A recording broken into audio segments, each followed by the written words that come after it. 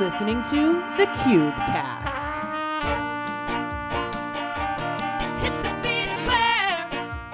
All right. Hi, everyone. Welcome back to another episode of the CubeCast.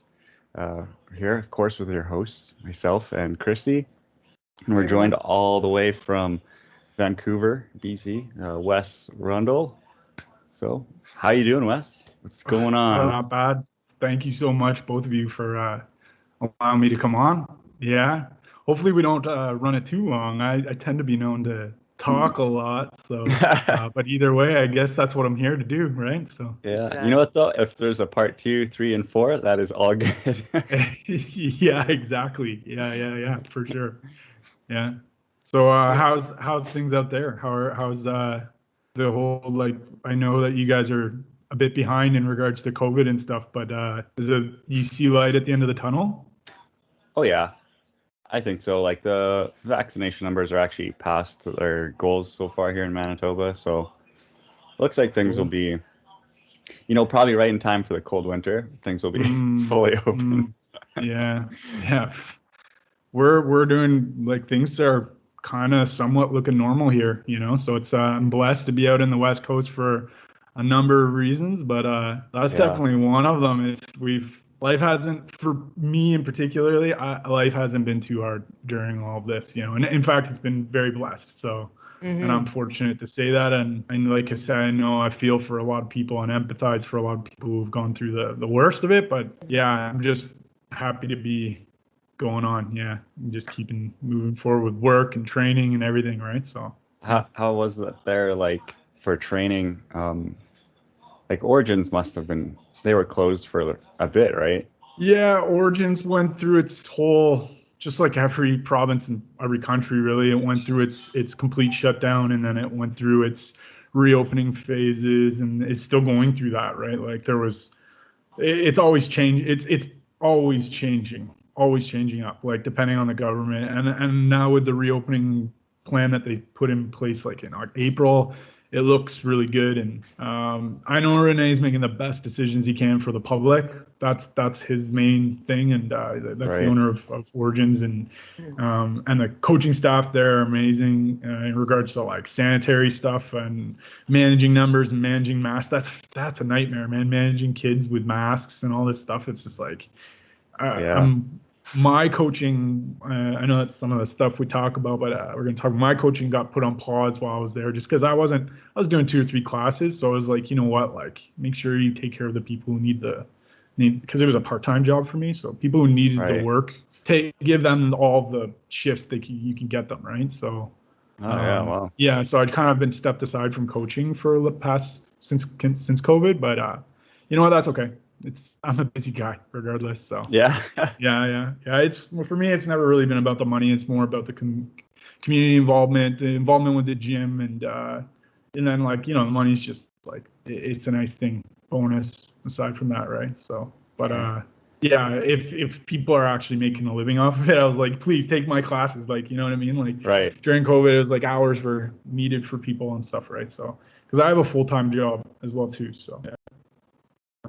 Do you mind me asking what you do for? Yeah, of course. So I'm a health and safety officer. I've been doing that for better part of the decade now, actually. Wow. So I've worked for a few different companies. So I'm not specific to an industry, but I've come into different companies, more so along the lines of construction so far, but just working health and safety. So I guess that risk assessment kind of comes a little natural. No doubt. Yeah, it definitely molds my approach to training, because I like to instill that even when coaching too, or like my own personal practice when I'm out in the streets or whatever. I do apply the idea of like risk assessment and calculating that, and being able to look at my own abilities and what's applicable to potential, and how it is going to mold into the spot like that you're at. Your potential is only known through doing that. It's through assessing risk and knowing your capabilities and where you can put certain things and what maybe you need to take away from there and think about how to approach it with a method, right? And the two definitely intertwine. And I talk about that with both students, but also more nonchalantly in my profession as well too, you know, where it's like guy's never been on a certain tool or potentially needs to go out for courses to be able to perform a task or whatever it may be, but taking steps in that manner to, you know, limit risk essentially at the end of the day, right? So yeah, they're more applicable to each other than you might not see at first sight, right? But yeah, for sure. Well, that's neat. Speaking of risk assessment, though, then I just rewatched Step by Step. Oh yeah. Oh wow. Just watched that today too. Cool. Your that was really neat. Yeah. descent training. Yeah. And, man, that's some risk assessment right there. That was awesome. I like how hard you trained on that. And then you got the scraper for the car and the snow brush. And you're scrumming Only down. in Canada do you have that, eh? Like that's what's in the car, right? So that's funny. Yeah, you know what? I'm not shy of like, so to hit on that right away, I'm not shy of like publicly allowing people to see that I am a bit of a silly dude, you know, like, and things like that. As much as that helped, it's actually kind of like who I am. Like, I'm just like, I'll be the first to grab that, and it might look stupid, but it's just what I'm doing that day. It's what I decided to do. Right. And, you know, and then, you know, to that video, that was definitely a practice of what I preach both professionally and in my practice of parkour. And, you know, it was a joke in 2017, that challenge. It was like, imagine like if we actually were able to do that. Like, I wonder if, like, you know, I took a faux picture actually at like the top level hanging, just so it was a cool picture. Someone was like, yeah, you should take a picture. I'm like, okay, cool, yeah. And I actually think I did it for a company, Tilly. You know, Tilly hat. Yeah, I sent them a bunch. Like, I sent them a bunch of pictures, and it was at that garage. And seriously. I sent them, like, I just did it, like sent them. They're like, yeah, we'll just hook you up maybe with a hat or something like that. And actually, that never transpired. But either way, they got a bunch of pictures out of me. Cool. Yeah, but anyways, yeah, it was a joke. And then one day, Tom and I were there, and we did the bottom level. Tom Coppola and I, and we did the bottom level, and I was like, this is doable. And then so my buddy Rich, who I'd worked previously with, I asked him if he was into the idea, and he just was into filming it. So yeah, it was like 5 sessions, and yeah, did it from the top. You know, an athlete with better capabilities than me probably shows up there and does it on the day. But I think that goes back to who I am. I had to have some method. I knew I was capable, but the way in which I was through a longer preparation, right? Like, I had to actually go to the gym and like set up a scenario that was similar. Right. I had to go there a few times and really feel comfortable at each level. And like, for me, I'm not the athlete to just jump up, to get up there and decide I'm capable. It's through practice that allowed me to come up with that confidence. So yeah, that was a fun project, and I'm grateful that Renee and Origins, they like welcomed that platform to share it too, because that's always really important to me. You know, like, for me, I'm not fixated on like views and likes and having a big following and all those things. Like, I like sharing my stuff, but when there is a platform like what Renee's built, which is not even a massive amount, but it's decent, and it just feels validating, to say the least. You know, like, it's like, oh, like, you know, I accomplished something, yes, and now it's able to share it with people, and potentially people get value out of it, or people think I'm nuts, and that's okay too. I'm all right with that. Like, you know, like, that's because I am a bit nuts too, right? You have to be to do something like that. And I can get pretty dark about that concept, but I mean, like, you know, you're up there, you're dropping, you got to be okay with dying to keep yourself safe. Right. That's 6 stories up. If I fall, I'm pretty badly hurt, if not dead. And my parents, if I tell my dad or mom to listen to this, they won't like it, but they've heard me talk about it, because it rationalizes a certain amount of being scared for me, right? Because I don't want people being scared for me, because like that plays into like a non-completion. my way of thinking is like, okay, if I fall, I accept that. Now I focus on the task at hand. If that makes sense. I don't know, like sometimes people, it's hard to grasp that, but that concept like of being scared at each step can actually get in the way of completing each step.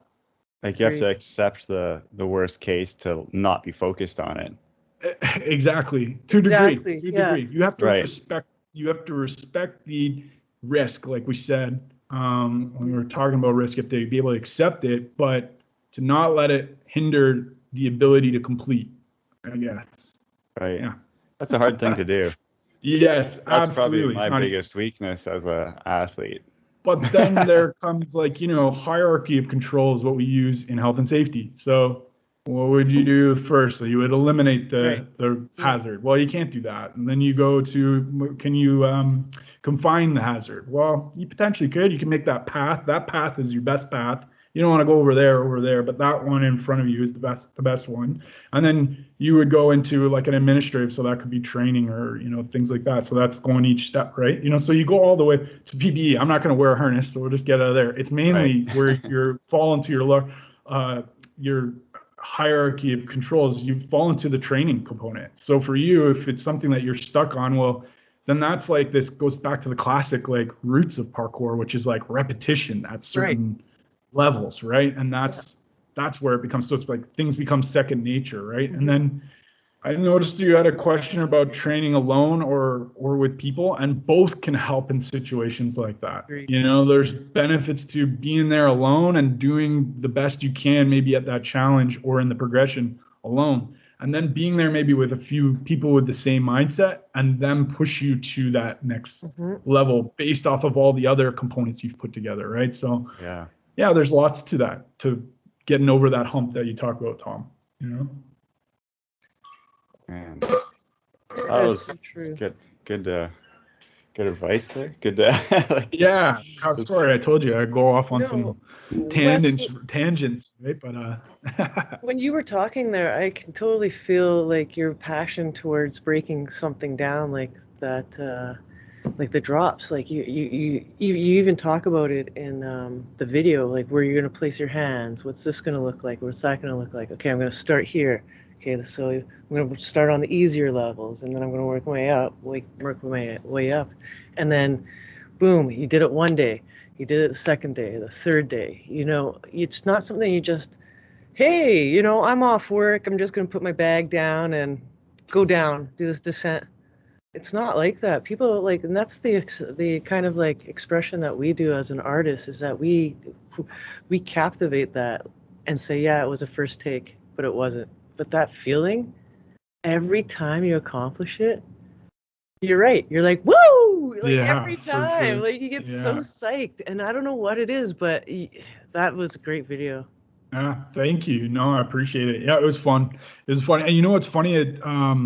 I actually did that during that time, I was recovering from a pulled groin. And type of movement was all that I truly felt comfortable doing. So that took like a course of like maybe 8 weeks of like doing things, like doing just rehab for my groin and staying in shape. But then the only bit of parkour I could do was that like style of a cat drop. And that's what transpired out of it. It was like, you know what? Like I was going through some personal stuff in my life as well too, to be honest with you. The mixture of those two things kind of like was like, you know what? I'm gonna achieve this to prove to myself capable human being. Yeah. So, if you keep on sharpening your mind like that, like the descent, like you just achieve your goals, even though you do have obstacles of personal life, work life, blah blah blah, dog life, all the things, right? And then you can just stay focused on this one challenge. And I haven't done any really I'd say as risky since then. So that was like 2019 that I did that. And actually it took it didn't come out, like that was in April 2019. It didn't come out till like November 2019 because it was a beast to edit. Buddy Tyler Harder, you guys have had him on. I've actually had him edit a few of my videos that I've like put out. Just because like I like involving people who I like working with people for one, and then like bouncing back ideas. So that's part of it. But also like Tyler's a professional trying to work in that type of field of work, and I thought like that would be really cool to involve somebody in the community.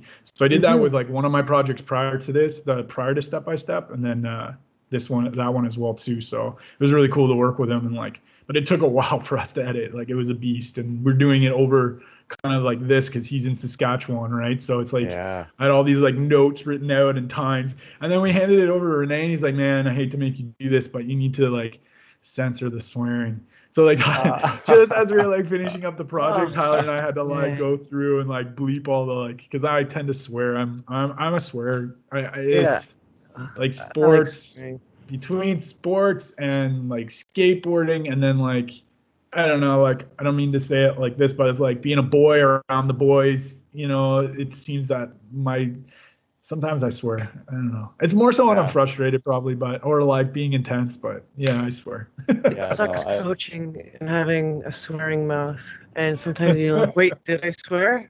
Why are they looking at me weird? Because I'm pausing." Okay, you know. Like, yeah, fair. Yeah, especially with the little ones. I coached like when I remember I was coaching football in like my first year of university. I came home and I was coaching football, and I was coaching kids that were like 16, 17, 18, and I was like 20. So I was like, yeah, I could probably get away with swearing around these guys, you know? Like it actually kind of it worked in my favor, you know? Nice.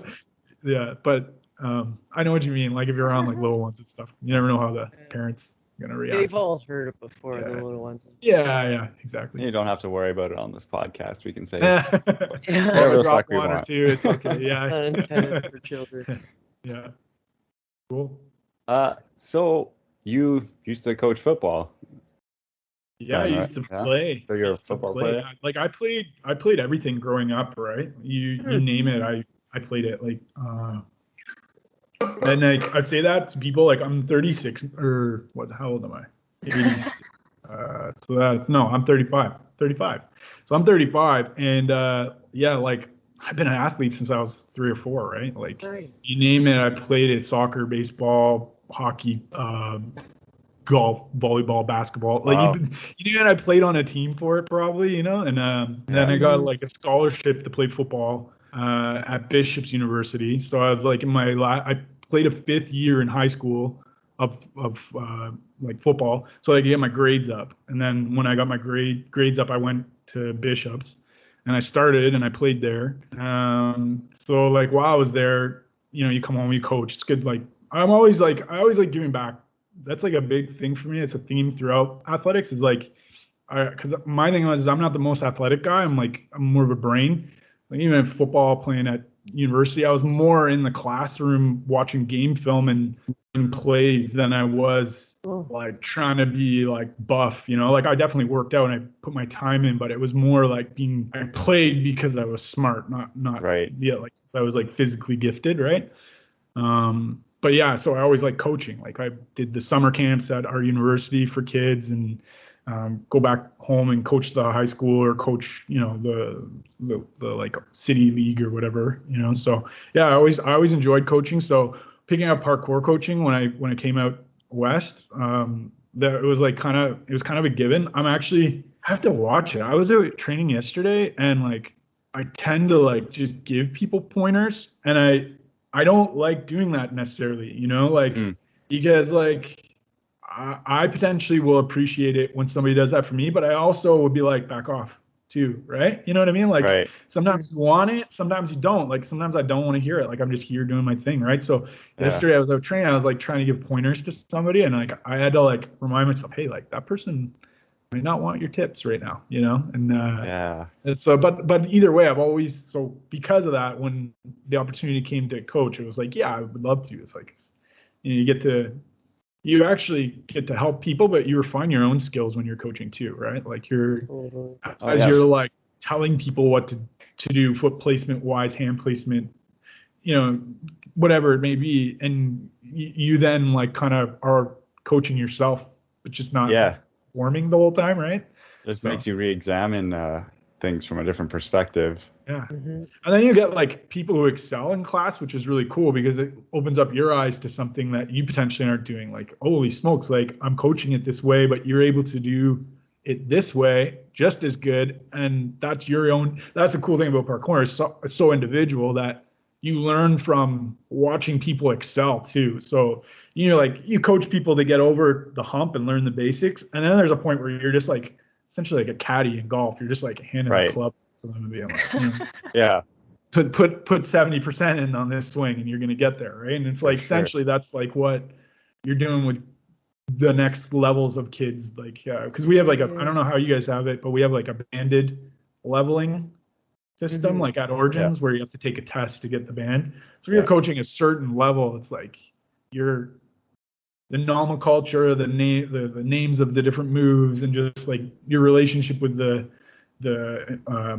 student, you're going to know how to essentially set them up for success or challenge or even failure too, right? Like you want them to experience it all. So yeah.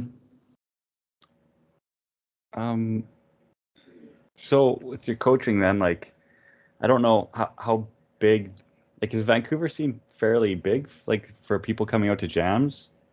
Yeah. Yeah,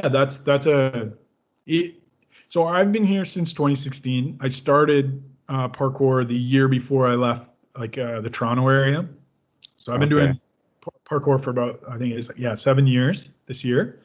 And I mean, the videos and stuff that I caught myself up on before coming out here about Vancouver, the community was very attractive. Like it's probably right. I'm living here, so I'm biased, but I think it's like it is the center for parkour in Canada, in my opinion. I don't know, like I don't know. I've been yet to that's fighting words. No, I'm just kidding. Yeah, no, I'm probably maybe speaking out of term, but the only reason why I would say that is because of the weather. We can train all year round, so it allows us to like I don't see people in Montreal getting outdoor clips throughout the year. They're getting it at certain times, and it's the same with you guys, and it's not detriment to your community. It's just if any it doesn't hold you back. It does not a detriment, but it is what enhances the community out here and the culture, right? So anyways, and I think like media wise, like they've just put out more than anywhere else in the country. I think Origins has just been a big driving force for that in Canada. I think so. Coming from that like coaching at Origins, I'm always curious talking to coaches at gyms how they manage to make or get students to transition from that like formal class setting into the more general community. Right. Yeah. That's a very difficult thing to do. Because you asked about the community, I went on my history a bit, but coming out here, experiencing the community was a big thing for me too. Like that was an eye opener. And you ask about like me, I was a student when I came out here, but I did like have goals. Like I had goals to get into the culture of parkour. It was just finishing up my first year of doing it and knowing what kind of had an idea where I wanted to go with it. Like I wanted to do some projects and things of that nature. So getting involved with the community, Renee holds like Sunday sessions. So those are either things that are going to introduce you to parkour as a whole or a way in which you get your students to get out of the classroom. It's a public forum. It's not like a cool guy club, right? Like it's the community Sunday sessions, and there's like a group on Facebook, and I don't know, maybe you guys have the same. I know Saskatoon does the same. Calgary, I'm pretty sure does the same as well too. It's like that's a good way of doing so. I don't know. I think like little things like what Empire's doing and Origin's done it for a while too is like they consider Origins the hub. It's it's the gym, but in that gym, you gotta like promote the sport itself, not just coach it. You gotta like little things like having the t-shirts, yes, but like even having a TV running of either your own videos or the community videos, like any big store just did. Maybe every Monday you're running the store video, like maybe every this type of thing, right? Like and you're subscribed, your gym is subscribed to all like Dom's video gets run on Wednesdays and Saturdays, like all these things, right? Like you gotta showcase and be proud of the community that potentially has the opposite sometimes too. Like you'll hear people like kind of project not like hatred, but like hating on it. Like it's like, oh, there's another like vlog or whatever, right? Yeah, okay, we can all yawn at vlogs, but the other aspect of that is like that is what people are doing in our community. And the ones that are followed the most tend to be the ones putting out the most. So why not lift that up, right? Like, and even go as far as like, say you got the Modus on Sundays running, sure, but maybe something that you could do is start, like I know Tyler was looking into it, is selling Modus product, right? Like Absolutely. a way in which we get people excited is that like there is like a culture around the sport. It's not just like 24-hour fitness club, right? Like it's something that you can join that is like there's other people with the interests not only to be at that gym, but actually on Wednesday or Thursday night, me and another class member were going out here too, right? You know, and it's, I don't know, yeah.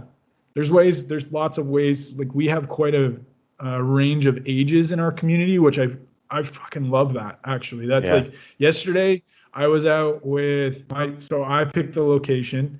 I didn't know if anybody was going to come because it was kind of last minute that I decided to do this. And then these two women, Brenda and Steph, showed up. They're like, I don't want to say they're old, but they're not they're not in their 30s anymore. Neither one of them. They're not in their 30s anymore. They were the two to first show up. They stayed for an hour with me, and then Josh Dowie and Liam Hodge showed up just as they were leaving. So I was there for the whole sesh. Cool. So it was like such a range of people, and it was a small that was a small gathering, but it's like that's what's kind of cool is like, you know, and different styles of people.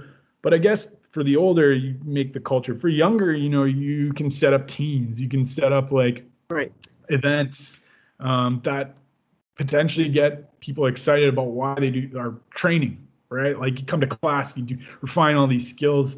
You do a bunch of different things within the class, and you learn how do you get people more involved? Well, you gotta be able to put that to practice, whether it be a competition or you know, like the community jams or like things like that. I guess outside of that, it's all, and those things are all being done. Like all of that is being done. But to me, like aside for some of those like product placement things, but like for me, like I don't know what else you could do. I don't have all those answers. Not really something I'm even. I guess like my life balance with what parkour is to me is like I have maybe a bunch of things to say, but I have no like answers for things, and I'm not even excited by the fact that like I could go and maybe solve these things because I have like no interest in like solving it. But I love pointing it out. I'm like, oh yeah, that could be better. It's like I don't have anything to solve it, right? Like I don't know. That's pretty cool. Gotta see the problem to solve it, right? Well, yeah, and that's the other thing too. And like I said, like my life's not. I like the one question you asked, like hobby, or is it what is it? It's like something about being a hobby. Something about a hobby, or was parkour a hobby for you or something? Yeah. Like Trying to find it's that. what if I wrote an answer as like for me it's like, oh, is it a hobby or is it like something that you're looking as a profession? Yeah. For me it's a hobby that I approach professionally. Right. You know, that's a good answer. Like that's what because it has made me money, whether that be through coaching or like stunt gigs or like whatever. And like because I've done quite a few of those. Like I'm not a well versed stuntman, but like I've done stuff and made money. So the thing is like it keeps me in shape. I love it. I get my dopamine, that type of thing. All that good stuff. But I also you know, like the odd time, like something like coaching or an event comes along or whatever, and then I'm a part of it. That's cool, you know. But for me, like it is a bit of an escape. It is it's a way in which you just get into your own mind and assess some risk, right? Like you know, it's like that's part of all the fun, right? I got this little dog. She's looking at me now. Do you want to say hi to Sky? Oh yeah, for sure. She is. There you are. Oh, cutie. Just wants to talk. Yeah. Yeah. No. You know, it's a hard thing to build your community. That's kind of what this all initially started. Your question there. It's like to get people to kind of not be a Tuesday, Thursday night class and that's it, right? Like Yeah, how do you get somebody excited? I think also what happens too is that it is still at that stage where it's either viewed as like a fitness hobby or like a fitness hobby or kind of gimmicky. It's still in that fringe Yeah. spot of like getting over that. And I don't know, like where, yeah, it's tough. There's a number of different avenues you can go to probably get out of that. But again, like I said, I don't have the answers. And I don't know if it actually hurts my brain trying to think about them too. Well, I guess while we're on the topic of coaching, then has there been any times or any moments that have left an impact on you that you're like, wow, yeah, like I'm really glad I coached, or Yeah, I mean, I go back to like one thing like where it's very personal is that it has helped me refine a lot of my skills. So like I said, 7 years this year, and like my year like around 2.5 to like 5 were like Mhm. massive development because I'm in my own practice because I was coaching in that time. Yeah. Right. Right. So my progression was at its like not peak because it's still I'm always progressing, but it was on its like most elevated state during my like the coaching, right? So that definitely So has there's a been the personal biggest impact. Yeah, it's like personal more development. personal, but then like coaching. I had an opportunity to coach my own like workshop. That was really cool. That was actually like in regards to actually like being able to provide information to people, and they're like all first time parkour people at like a Nice. CrossFit style, calisthenics style gym in Toronto. Yeah. I was going home for Christmas. I think like 2 years ago or something like that. I forget, maybe 2, 3 years ago.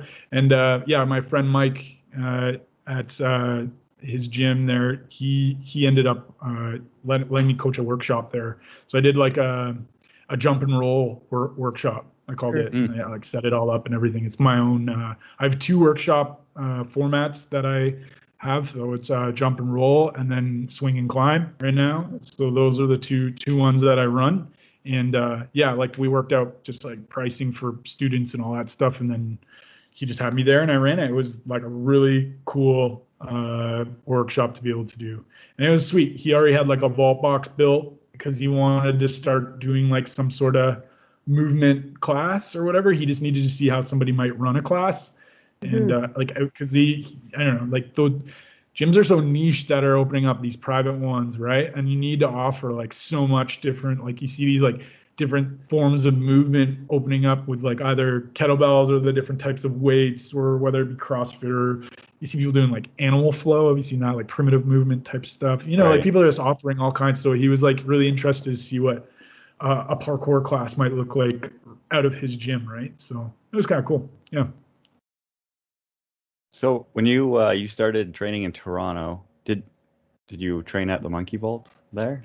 With Yeah, yeah, I did. Whoa. It's not where I started. It's not where I started training, but yeah, I actually like because I was like, it's kind of far from where I was living actually. Probably yeah. about an hour drive, like 45-minute Oh, drive. So where I started parkour was in a the Pickering Athletic Center. It's a gymnastics club, all right. and I actually it's weird because like there's a guy who's kind of known in Ontario, I guess, for parkour. Like he'd be a figurehead, I guess you could say, as well as like Dan, but like Devin Stavert. I don't know if you've ever heard of Devin Stavert.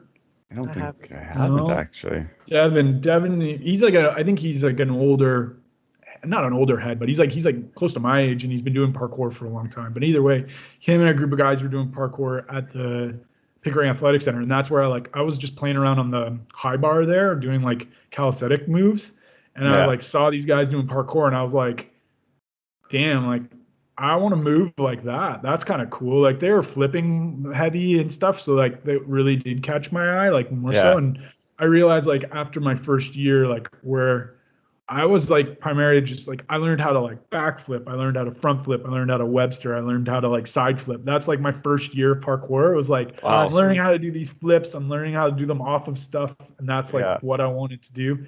And then when you came out here out west, it was a big difference, right? Like yeah. that's not what the guys are doing out here, and you can even see it in my movement. But in saying so, like yeah, that's when I started learning those things. The guys at the athletic center would be like, "We go to this place called the Monkey Vault." So that's like where I like when I got introduced to Nice. Dan, and I like Dan and I actually like we always got along. He realized I was like an older, when I started doing all this stuff, I was 28, so not older, but in regards to the community, I was older. Like Yeah. Right. there's the kids half my age when I was 28.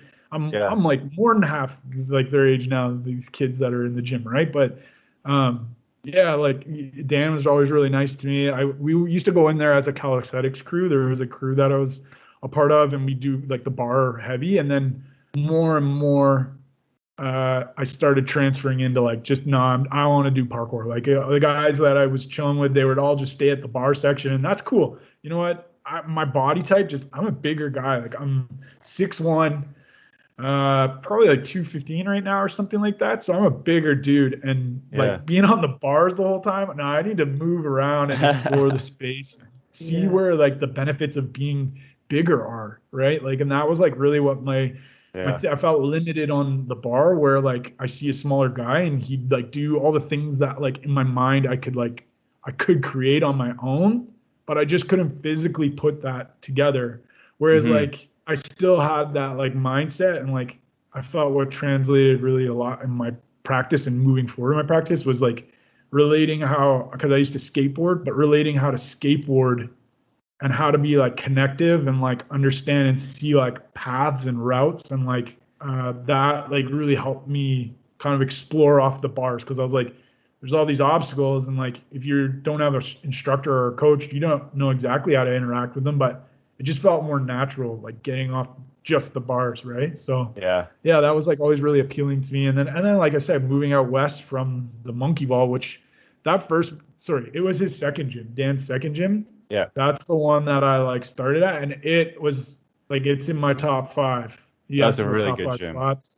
That That's a gym good was. gym. Have you guys been there? Either of you been there? I have, yeah. Yeah. No. You had been there. I Yeah. wish. It was incredible space. Like it got really hot in the summer because like both Yeah, the sides windows. were these big windows, so it became like a sauna in the summer. Like you had to go there in the evenings during the summer, but and like Toronto's got that gross like humidity off the Lake Yeah. Ontario. Like it's disgusting in the I summers there. Like I was there for a summer jam. Oh yeah. Oh, I had to be, oh man, really dating myself here. I don't know, 7 years ago. It was a while ago.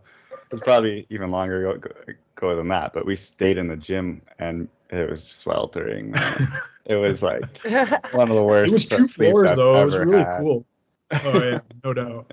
It like it was two floors. It was really cool setup. Yeah. Yeah, it's missed, but it is what it is. Like things come and go, right? Like it's like spots outside. I heard Mike talking about Century Gardens. You know, like I've been to Century Gardens. I went there in summer 2017, and like it's sad that things go. It's kind of like Mm. here.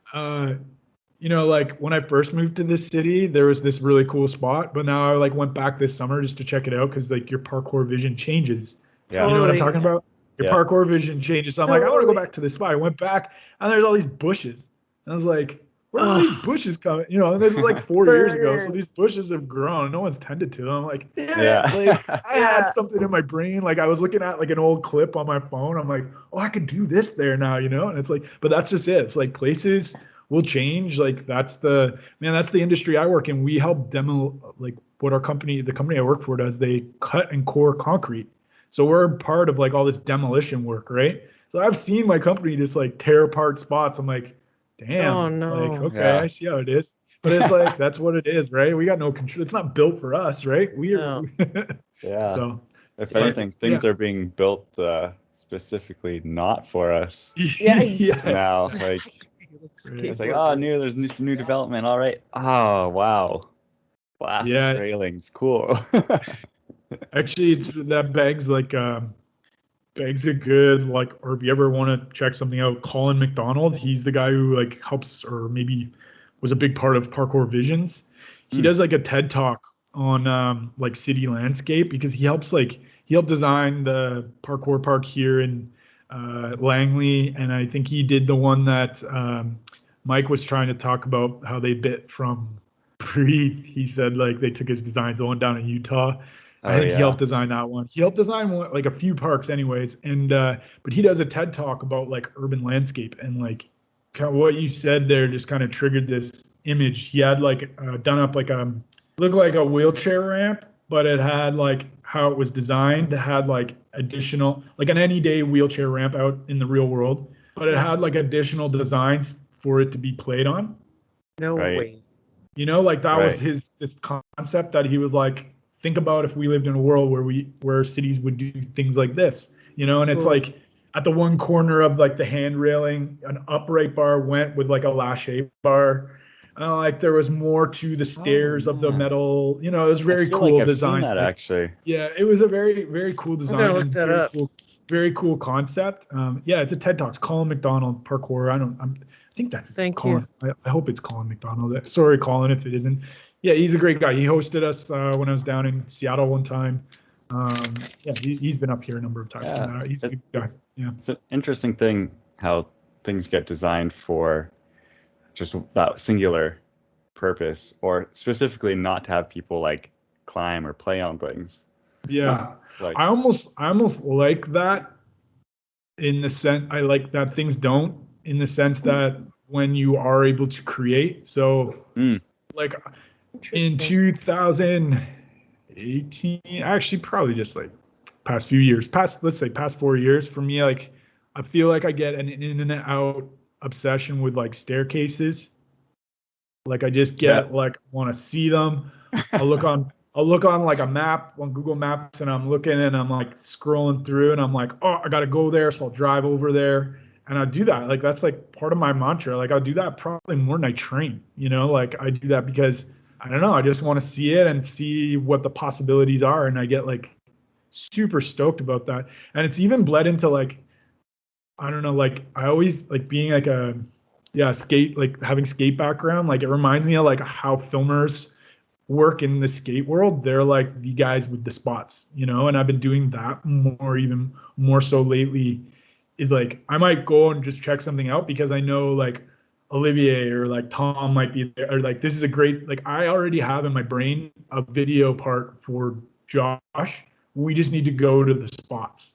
You know what I right. mean? Right. Because I do. I'm like, oh, what is that? I'll look on the map and I'll Yeah. see it. I'm like, what is that? I'll go to it. I'm like, okay, this isn't a West spot, but this is a Josh spot. And like, I'll take pictures and send it to him, be like, yo, man, we got to get here. Right. So it's like, that stuff to me, like it excites me. It makes me, like I said, gets a little bit obsessive. But I mean, you got to be able to transition out of the full blown activity. And I think that that'd be a cool way to do so, is like taking on like filming roles, taking on Mhm. like, Yeah. I don't know, like I like that word caddy. Like I think a parkour caddy is kind of cool. Yeah. You show up to Yeah. somebody who with the ability, you show up to a spot with somebody with the ability, and you're the encourager, kind of, not encourager because that maybe Yeah. you might be putting somebody at risk, but like you're the support The staff there support. with the Yeah. camera. You're the, you have the towel and the water bottle there. That's No, I'm just hilarious. kidding. I'm gonna steal that term now for sure. I'm Caddy. gonna Yeah, use that. PK parkour caddy. caddy. Yeah. Yeah. So it's funny because like you'll find spots and you'll be like, I'm That's what's certain that in Winnipeg you guys go and you're like, oh, that's like a Tyrion challenge, right? Like the Oh, guys Yeah. that, Yeah. totally. so, you know, Totally. and you're like, I'm not doing that, but like next time Yeah. we're with Tyrion, let's bring him down here, right? Like I bet you it's the same concept, right? Yeah. Like, yeah, For sure. You get a feel So, of what people like doing. so for Wes, sure. do you still find new spots? Like to this day, do you like? Because we have like some pretty solid spots. It's really hard to get your vision Yeah. on. I feel down here because I don't know. I'm just so used to all the structures. But sometimes I get it like a PK vision as I drive by someplace. But do you still find in Vancouver that you're still picking up new spots? Vancouver's funny. It's like such a dense downtown that most spots are known. But what I think happens in the actual city itself is you might have like Tom and I call them not Tom Salvit, Tom like Coppola and I we call them Yeah. micro spots. So they're like Like that's spots. where that I like it. challenge is. That's where that line is. That's where it's not like you wouldn't bring like the jam there because not everybody like you know Gotcha. what I mean? Like it's a Right. spot that like potentially even too there's like higher risk of being kicked out. So if I bring 10 guys or girls or whatever, Mm-mm. we're gonna get kicked out. But whereas like if we go to like a prep spot and then go in there and get the like line, maybe we're just trying to film there. You know, like those are all over the city, in my opinion, here at Vancouver. That's why I Oh love man. Vancouver for that. And then the other aspect Cool. of it is like it's not just Vancouver, it's like the greater Vancouver area. So you got like Langley and Burnaby Right. and like you got all these like different kind of cities surrounding, and they're all like developing big time too. And even the stuff that's not developed is older architecture, which really is friendly as well. So there, you can always find more spots. I think you can always, they're always going to be there. Like, and it could be as simple as a building putting money into landscaping that year, Yeah.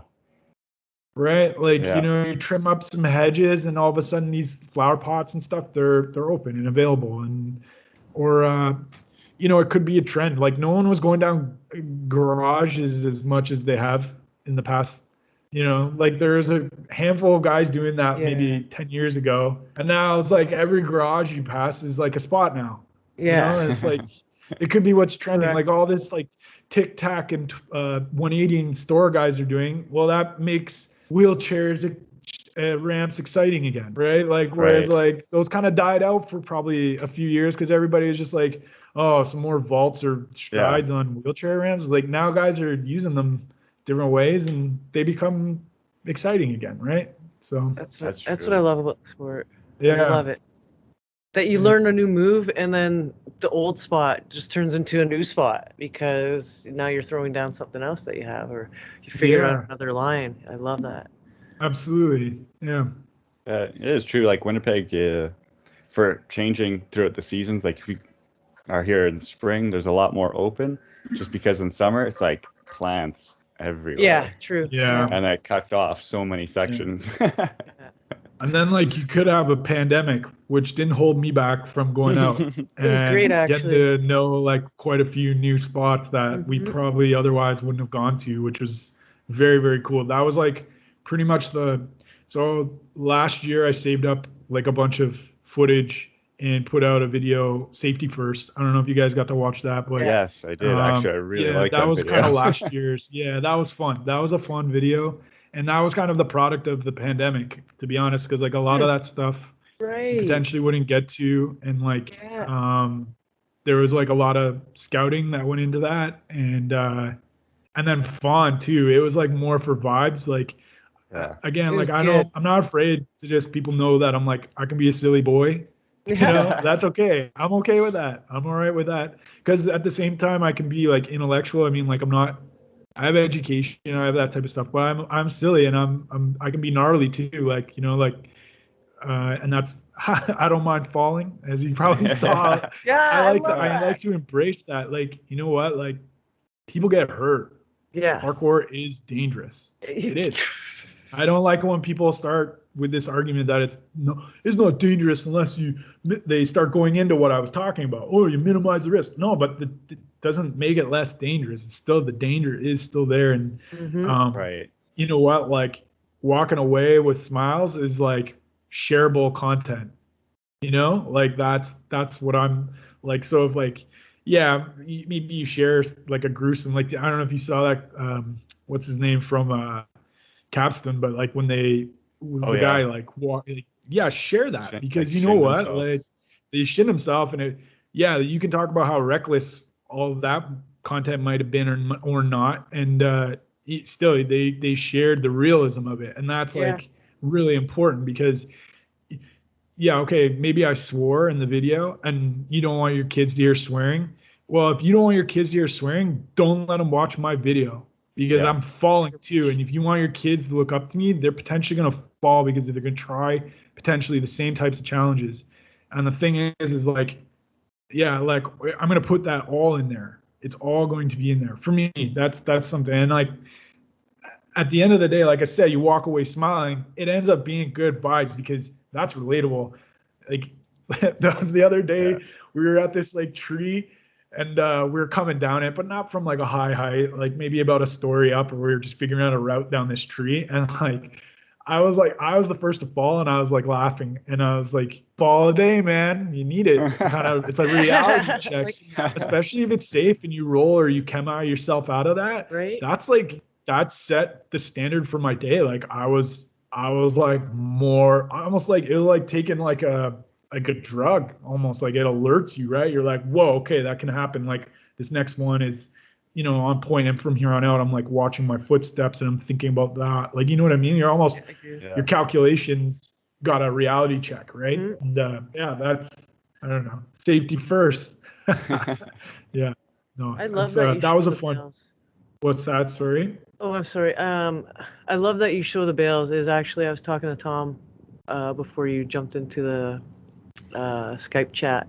Is that I just love that it's real. You show the bales, and then you see the rest of the footage, and you're like, yeah, right on. You got that one. No, you got to show the bales. I don't, but like. Hey, it's not. You know what? Again, like it's not. I don't suggest that. Or sorry, how should I put it? The way I do it isn't the way everybody should do it. Right. Yeah. I'm never like that of that mindset where I think like, you got to show that. If you don't show that, you're lying to the people. Like you're just showing the finished product. It's like you don't have to do that. Like I just decide to because I think for me, I want to look back at it, and that stuff expresses like the vibes for me of what that year was like for me, and that's how I edited that video because that video I edited, and that's how I wanted it to be portrayed, and it was with my homies. A lot of them helped me film. It wasn't like I had like guy with a sick camera. It was literally on my GoPro the whole thing, and like it was just that's kind of what I wanted it to be, right? It came through. There was definitely like good vibes on that video. There was. Yeah. It was fun to just fun to watch. We have characters here. Like we have some characters. I'm sure like every community does too, and I'm not saying that that's not the case, but we got some characters. Like I think their media portrays a certain way. Like maybe not Josh. Josh is hilarious as he is online as he is in person, but it's a good vibe when we get together. It's like it's hard to get everybody together all the time, but yeah, it's good. Yeah. No, I agree. No, I applaud you for that. Like, I always have to comment when people put up their bales. I'm like, that's really solid and good for you for putting it because you don't have to. No, yeah, totally. Yeah, I think it's, your ego gets a check too when you post bales, and then that's like your most hit content, and you're like, fuck. Like, I know. People just like people from my past that just follow me out of like whatever, and then they're like the bale, and you're like, fuck, like that's what you want to see me doing. Like I have a guys chat from university, and none of them do parkour. They're all like football guys or whatever. And we have a chat room or whatever. Never have they ever shared any of my content. I don't care. That doesn't matter to me if they have or not. I don't give a shit. But the content that one buddy showed is me falling. I'm like, dude, like, come on. Yeah. But that's okay. You know what? That's what it is. To me, you know what? That's okay. It looks good on you. You can take it. Yeah. There's entire TV shows dedicated to failing, so well, that's it. People love it. Yeah. Oh, wipe out. Yeah, for sure. Oh my god, I just had a brain fart just now. I had a question and it just disappeared. Well, there you go. Luckily, you got a list there. I saw that. You got a long list, so it's good. You're good. Actually, I want to talk about your training year-round. So your winters there, you can find you can actually still train outside pretty decently, or? Yeah, I think you can. I mean, for me, training in the winter and summer, it really, my training outdoors always is about like my general feelings of how my body are going, like how in relation to my body I'm feeling. I've had surgeries on my one knee. I've had injury, you name it, here and there. I have to go see physio regularly, and it has been that way. I've been very good this year about that, but it's usually something I got to go see a physiotherapist. I have a good relationship with mine, so as far as the training goes, it's I'm not a jump heavy guy. I actually surprise people because I'm bigger, like a bigger dude, and I am muscular, but I'm not as powerful as my body portrays. I don't have the biggest jumps at the gym, and it's oftentimes I'm not even trying them. It's not what interests me really. And that's due to just longevity. I won't last. And it goes back to assessing risk. like I don't go out to do that because I get hurt. I get hurt when I put like my max effort jumps and stuff like that. I get hurt. So I really try to manage that when I'm outdoors. Indoors, and it's really throughout the year, just like outdoors, is like being consistent with exercises. So anytime I've gone into physio, I have recordings of myself doing the exercises that I went in there for. I have Right. on a hard drive videos of things that I've had to do in the past. So if I have like, an ankle impingement this week, I have like a file that says ankle impingement. I'll just open it up and it has Oh all my these gosh. Wow. exercises that I've done in the That's past. awesome. Yeah, and the same thing for anything. So I've had like neck issues, knee issues, lower back issues, and like I have like it's all. And so people think, oh, you're just putting it online. Like I'll put exercises on my story, but no, I'm actually recording myself to make my Rolodex of Right. exercises that have been prescribed to me, essentially. Yeah. So that's like a big part. Like I do that more consistently than strength training or anything. It's more like it's literally not even hard. A physiotherapist has shown me in the past. And then like that'll be like a workout. Say I'll do some stretching or whatever. And then like I have kettlebell, weighted vests. And then Nice. I haven't like past couple of years, I really haven't needed a gym in regards to like working out and stuff. Like Mhm. the building that I'm at right now has a gym, so I'll go down sometimes. I use the pool. I swim a lot. I do a lot of running in the pool. The pool is Yeah. about chest height, so I actually just do a lot of like bounding and running, and like I get like a Right. lot of my cardiovascular out in the pool. So that's like a big help for me. Can I ask you Yeah. something? And Those are then wicked. yeah, absolutely. Oh, Oh, she everyone's froze. freezing up right Oh, now. you there? Uh, Can you hear us? Christy, you there? Oh, oh, we lost her. cutting out a bit there. You can still hear me, hey, Wes? Yeah, I'm good. Oh, Oh, Oh, you hold on a back? sec. She's back. Everyone froze up there. Did I leave? no, Yeah, you're for a bit. You said, you asked me if you could ask me something. Yeah, and then it just got all sketchy there, and I don't have you on my side. Oh, sorry about is it? that. That's That's It's okay. okay. Insert um cut here. yeah, Yeah, exactly. you were Mark gonna it ask down, me Tom. something. Yeah. Yeah, let's see if I can pull it back. So training. Oh, okay. So you were saying about doing some training in the pool, like bounding and running. Have you ever heard of Laird Laird Hamilton, I think Hamilton. his name? Yeah, where Laird he does Hamilton. the For some reason, it sounds PX. familiar, but Well, him yeah, and no. Gabby Reese, is it? Yeah, I think so. They're married and they do training in the pool. Thanks, Tom. I'm glad that you know about this. So they do the training in the pool. So they'll like jump down with kettlebells or weights in their hands and go to the ground and bound up with the weights or leave the weights on the ground. I can't remember how it is, but they do all this crazy training in the water. So you have to do like oxygenating your body so that you can do all these dynamic movements underwater. Oh It's wow. My nuts. pool's So think not about deep that. enough to go down that. Like it's literally Can I like go? a meter, 1.4 meter at the deepest. Like I'm Right. not. It's like I'm at my chest at Yeah. the deepest point. So it's really nice for like, yeah, swimming, but also like running and like just moving Yeah. like with my feet on the ground still. Like you Mhm. can do like a bunch of footwork drills, say like, or you can throw a ladder down and do the ladder or something. Like you can Yeah. do a Mhm. number of things, right?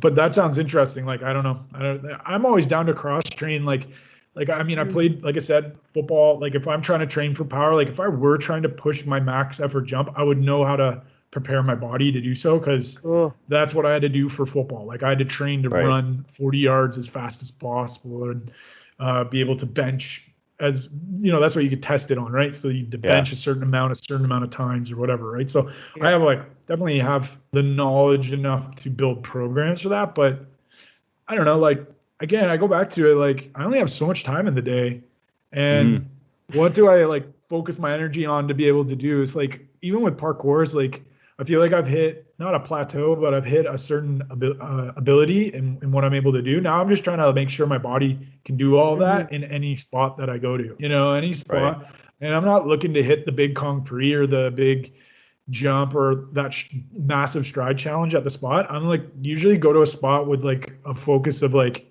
either putting a move I know I can do in a challenging situation or putting a bunch of what I know I can do across that, maybe that spot. It's usually where my vision lies. And sometimes that's boiled from like seeing someone do something on Instagram that you're like, oh yeah, I could do that. And I just need a spot maybe to find to do it. But nothing that's like, again, back to like risk and back to that stuff. Nothing that's going to put me out for the next week to walk sky. And, I have a lot of responsibilities outside of parkour that like with my work and everything that like, I just, like the riskiness and the exertion of like some of the challenges are just, they get really weighed heavily based on how I'm feeling that day. So I always go back to that. I could show up and be like, oh, today's the day that I actually can do that. I feel really good. And that day of calculation gets done a little differently, right? So, yeah. So true. Very good. Well, I was gonna ask you then, if for parkour training, do you prefer doing like calisthenics type stuff or weight training, or just parkour to train parkour? I think all of it. You have to do all. You have to do all of that. Like you need some resistance, whether that be like bands or like I said, kettlebells or weighted vest or actually getting to the gym with the dumbbells and the barbells and all that stuff. If you feel like that's what you need in regards to your goals, but I think a mix of all of it is really important. Like like if you want that biggest jump, you got to get out and jump too. You can't just rely on like deadlifting and hip thrusting and doing some kettlebell swings and thinking that that's what's going to do like get you your output. Your output comes from also practicing the skill along with those things and choosing your day wisely too. You can really do damage by weightlifting and then going out and jumping like that afternoon. Like some people can do it depending on where they're at, but some people that's going to have a lot like a negative effect and actually maybe even hold you back, right? So I think it all depends on what you want. I'm like, so I have a kid coming. You do. I saw a partner. That. I have the dog. I have rent. I have my job. Thank you. I say that yes to get the congrats, but more so to display that like the responsibility to me is like also played in on my like risk assessment. We're going back. The title of this one's called Risk Assessment, right? That's the title of this podcast. This theme of this one. But no, it's true because those things now get into the mix, right? Like I think about Jonah and I think about our child and stuff, and it's just like, I got to be smart, like so that's important. Where that'll find its way to as when the baby comes in, I'll know. I like to just go naturally off what I'm feeling. So if it means I put things kind of on pause for a bit and just look after a bit of physical components, that's okay. And if it's something that I can manage and still be out there as active as I am, that's great too. Like both are amazing. So that's kind of where my brain goes. That's cool. It's like more people in the parkour world are at that age of having kids now. That's a wild thing. It's going to be an experience. Super excited to be a dad. Like I've wanted to be a dad for as long as I can remember. I knew. Like I'm an uncle to like several kids, so it's like it's the next stage for me in my progression, of life. And I mean it just brings on responsibility till you're dead, essentially. That's like. You get a responsibility now and if you don't look at it that way, you're not going to be a good parent. That's the way I look at it. Like I'm going to be responsible for this baby, but I'll be responsible for an 18-year-old at some point, and also helping a 30-year-old get through some of the shit that I went through at 30. And because my dad was there for me during the shit that I've been through, right? So. You know what I mean? It's a responsibility that Jonah and I both have now for the rest of our lives, right? So we're excited for sure. That's awesome. Well, congratulations on that again. Yeah, thanks, man. Yeah, so I guess besides having a kid right away, do you have other things coming up, other goals that your videos maybe you're working on? Yeah, like I mean, I always got goals going on in regards to like work, career, that type of thing. Yeah.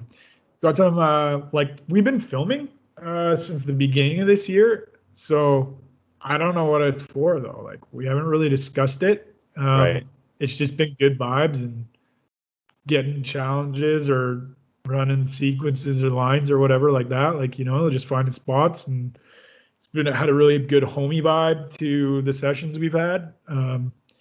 But I know each guy kind of has a mindset of stuff that they want to get up to. Mhm. So it might be, I'm not sure. It's probably Origins related. I know that. So Yeah. that's something to kind of look forward to. And like Yeah. I continue filming for that. And then like stuff I'll post online or whatever. It's just like stuff from that I feel like putting out there or whatever. And then I save some stuff that's filmed like really nicely for this project that we're putting it together for. And then I have a buddy who just got like a really sick camera. Like the guy who filmed Step by Step. Yeah. His he and his buddy filmed the last day, so that's why we had the two angles finally. Oh, yeah, And yeah. his buddy just upgraded his kit. I don't know what. I'm not a camera connoisseur. Yeah. I don't know. Yeah. I don't know. I'm not. So apparently it's a nice camera, and he wants to do like a docu style. Awesome. Oh, So sick. yeah, I have like an idea of something like that. I haven't filmed anything in this. I just recently moved in April, and I moved into this neighborhood that I'd never really even explored. So over the course since April, I've trained at there's 3 spots in my neighborhood that I haven't Awesome. filmed anything at, and I have like lines or like challenges that I'd like potentially this guy to come in. The concept would be that I take Sky for a walk and I show this guy talking to him on the camera all these spots that I want to do stuff at, like Yeah. donkey style. And Yeah. then like really nicely filmed, he'll film the shit that I do at each of them on a different like day or whatever. Right. That's the idea we have. It might get changed to something else, but that was like kind of the Yeah. initial. It's that's what went on the drawing board to start. You do like a picture board of what the project Right. potentially looked like. It's more like that type of a project than it is like homey Yeah. vibes, which I don't mind filming. It's probably more benefit to him than it is to me. He'll have that shit all on his like portfolio that he filmed of me, right? Like, Yeah. but Right. for me, it's fun because I like moving. I like seeing finished product, and like you said, you Yeah. asked about goals and stuff. Like that's each one of those spots has like individual goals of things that Mhm. I need to do and get ready for, and like which is cool. So yeah, that's always fun. It's an art form. Parkour, Yeah, Yeah. getting it on absolutely. film. Yeah, It's all an art yeah, form. That's wicked. yeah, for sure.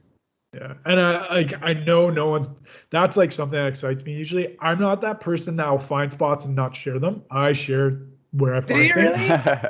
I fucking do. I don't like it when people don't. It reminds me of when I used to hunt, and then like you'd be like, "Yo, where'd you go this year?" And they'd be like, "Oh, No. I'm not bringing you to So that secret. spot." Like that's their like honey hole, right, or whatever. Yeah. Like for me, like, but I know for a fact no one has trained at these spots, and to me, I'm like, I'm gonna keep these like. I'm gonna keep them to myself till I can get some stuff on them, like, because I Right. want to be like, there is something to be said about finding something and being like the first to do. Even Totally. the Yeah. thing is, what I'll do at any of these spots, again, I'll say it again because it happened with Step by Step too. A competent athlete will come in, either do it the same thing or something better or throw Right. whatever. And that's not what I'm worried about. I never am. But like when you find something and you're the first to do it, it's something on it. It's kind of, and it's like half decent. You're like, yeah, that's a good feeling. Yeah. That's all right. Yeah, You know I what I mean? agree. Like, I yeah. totally agree. Yeah. That's always hilarious though when you're like drilling one thing at a spot and then maybe for a few sessions finally get it and then the next person comes up and they just do it right away. Yeah. Yeah, for sure. I mean, Like, that's a great thing to like kind of to talk about because like I love that, and I love that for 2 reasons. I love that because I love seeing people come with different eyes or Mhm. excitement about something you found. And I love that too because it like tests your ego a bit. Mhm. You need that. You need to be like tested in the sense that you're like, oh, that guy's like, or that girl's like better than me. or just as good as me or whatever, right? And then you're like comparing yourself with that person or whatever it is. Mm-hmm. You might see like somebody post a clip at a spot that you were at and their clip looks better or whatever, and you're like inside you're like, oh, that person, right? Like that happens. That naturally happens to people, right? And I think that to compare yourself in parkour can be a very dangerous hole to get down, because like physical ability and like mental ability differ from individual to individual like so much, and that can have like a number of things. It can be your size, it can be your age, it can be your experience level, it can be like so many different things. And like getting into that trap of like seeing somebody come to your spot and like hit that tack pre that you like took a while to get, like if anything, like to me it allows me personally, and why I say I love it is because it allows me to practice like being humble, being appreciative of what my process, being appreciative of like, well, that guy wouldn't know. That guy came to my spot that I found this spot. He wouldn't even known about that time. Yeah. I didn't find. There's things that you can be Yeah. like happy about, right? Where you don't have to like be the person that like is comparative. And I think that constrains people's progress. I actually think that I've seen kids come into the gym that are like, well, I'll never be good as any of the Modus guys. So, they're like 16 and they're like thinking about going to somewhere else. And it's like, dude, like by the time you're 18, your ability could like triple. So it's like, you never know, right? And like to discourage yourself based off of like something you're watching or like seeing like in first hand, it's like, it can be really, hey, this is a sage thing, isn't it? This is like the sage advice, isn't it? But no, to discourage yourself based off of like comparing yourself to others can be like a very bad space. Like I just like I've had it happen and I like actively worked on it. I think that's like potentially hitting your 30s. Like ego check has like been probably my biggest growth in my 30s is like ego check, because it's like it's just some of it's just not good energy to be using. Yeah, for sure. I mean, just the aging thing. It's like, well, if it's not the same. You're not the same person you were 10 years ago. It's not the same body or same mentality. You can't compare. I throw an age there for me because that's the learning process, but I think it's applicable even at the age where you're at your best, because the thing is somebody's going to come in and be better. Oh yeah. I used to have a coach who said this. We all got into a fight one night, and with the rugby team, we got into a fight with these guys, right? And it was a brawl. Like we got into like a 6-on-6 guy brawl. It was really actually pretty bad. And we all had to sit in this classroom with all the coaches on both teams. And my coach got up in front of the room. He's this big black guy. His name's Leroy Blue. He played for the Edmonton Eskimos. He's like one of my favorite coaches I've ever had. He's just huge man. Okay. And he told us in front, like after all these lectures and stuff, he says, the one thing you guys got to take away from this is you can think you're the baddest motherfucker on the planet, but guess what? You turn that corner and there's going to be somebody there who's badder. They're going to be bigger. They're going to be angrier. They're going to had a rougher childhood or a, mean uncle or whatever it was that made them somebody who's way better than you, and it's like, that always resonated with me because it's more than just like that fight. It's more than just like what he's taught, where he was actually talking about. It's the sense that it's like, you can be smart. There's potentially going to be somebody out there who's going to match you or who's going to be smarter. You can be, a number of different scenarios there where people just knowing that that's out there is an important lesson, and not comparing yourself to that when it comes across too, because you're an individual. You're going to excel in other areas, and I don't know. Now I'm getting on to that sage advice hard right now. Start tying up your identity in these things too, of being the best, maybe locally or something. You're like, I'm just a shit, and then someone will come along, and then you're gonna spiral. Yeah, absolutely. Yeah, and it could be pretty ugly too. That spiral downward, like reality. A reality check can be like a swift kick that somebody needs, or it can be something that puts a nail in a coffin. Yeah. It can be both, right? And Yeah. yeah, it's stuff. That's why I think like having a mindset prior to that is really important, and understanding like acceptance of your own individuality and your own capabilities and whatnot, and really trying to self-assess before you compare. You know, Mm-hmm. I don't know. It's even probably a good idea in general for people not to tie their identities into one thing too That's much. true. Yeah. You know, especially people think, well, I do parkour, but then you might not be achieving things as fast as you want, and then you start to lose interest, and maybe like, oh man, am I not a parkour person? But it's like, take a step back, you know, like Yeah. you don't Yeah. have It's to true. be all in all the time. Like, uh, you know, it's okay to dip back. You know, there's other life things that come in. True. Yeah, it's all right. You're absolutely right. You know, like other things can influence progression too, right? Like that are Yeah, outside of the sport itself. So yeah, yeah, it's for sure. yeah. Like, I mean, Christy, you've started doing like some kung fu and stuff, right? Like that is going to affect how you do parkour. It's going to affect how you train. It's And it's affected me around the house. Just the way I plant my feet. Mm, It's nuts. And then doing like all these other training. But yeah, I think parkour is always going to be around no matter what. Like you're training, I feel like I'm always training for the next parkour thing to stay mobile, like kung yeah, fu. Like I use those movements to kind of be softer in my parkour, mm. parkour really can be like Karate Kid learning, right? You know, like wax on, wax off. It's in the everyday, right? It's Yeah. so true. Like I Well, do a yeah, line differently now because of that. yeah.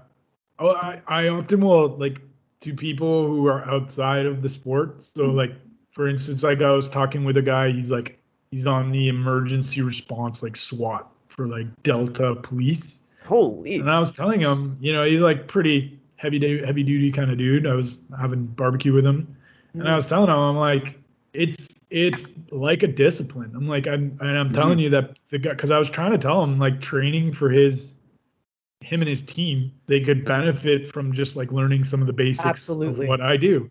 And I was like, you know, and he was kind of laughing. He was like, well, like he had that office mindset, right? Parkour, right? Like, and I Yeah, was just like, okay, but like it is like there's discipline to it, and it's more along the lines of a martial art in regards to how disciplined someone could take it, right? And I mean, I've never practiced martial arts, so I don't. Maybe I'm out of line of saying that, but I think No. there are similarities. I guess you oh, could say there there's are not. for It's not sure. Yeah. exactly. It's not the because there's similarities in all. There's similarities in most extreme sports have similarities to parkour, Hmm.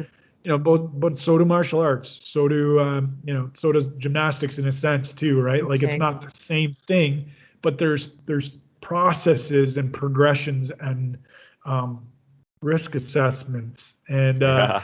Yeah. no, Yeah. you know, it's like it's all there, right, from all these different things, and an actual fact aside from the physicality, that's why I was able to kind of pick it up so quickly too at 28, right? Hmm. Like Hmm. if there wasn't those similarities, then people wouldn't excel at it who are coming from other places in life, right? So, Yeah. which we obviously know is not the case, right? Like, I think Hmm. there's a girl who was like a skier or something like that from Colorado. I forget her name. She did really well in speed competitions. Uh, pisses me off. I don't know. Anyway, she did really well, but she came from like different background, not even gymnastics, you know. And it's just like she translated other skills to be a good speed athlete, right? And Yeah. that's like everybody's like, oh, she hasn't been doing parkour. I often would get that in my first few years of parkour. It's like, oh, he's a football guy. He's a football guy, you know, from people in like the community, and it's Huh. like, yeah, I'm a football guy. I'm like, so, like, is that Yeah. bad, right? Because No, like that's the Yeah. great. common, but the common like conversation that happens with people how they got started. Well, I never got accepted on a basketball team, and you know, I'm like really like introvert kid, and parkour was my only outlet, right? And like I needed a sense of community. You see these like stories all the time. I don't have that story. You know, I was an athlete. I needed an outlet. I was getting overweight sitting at a desk, and I needed an outlet.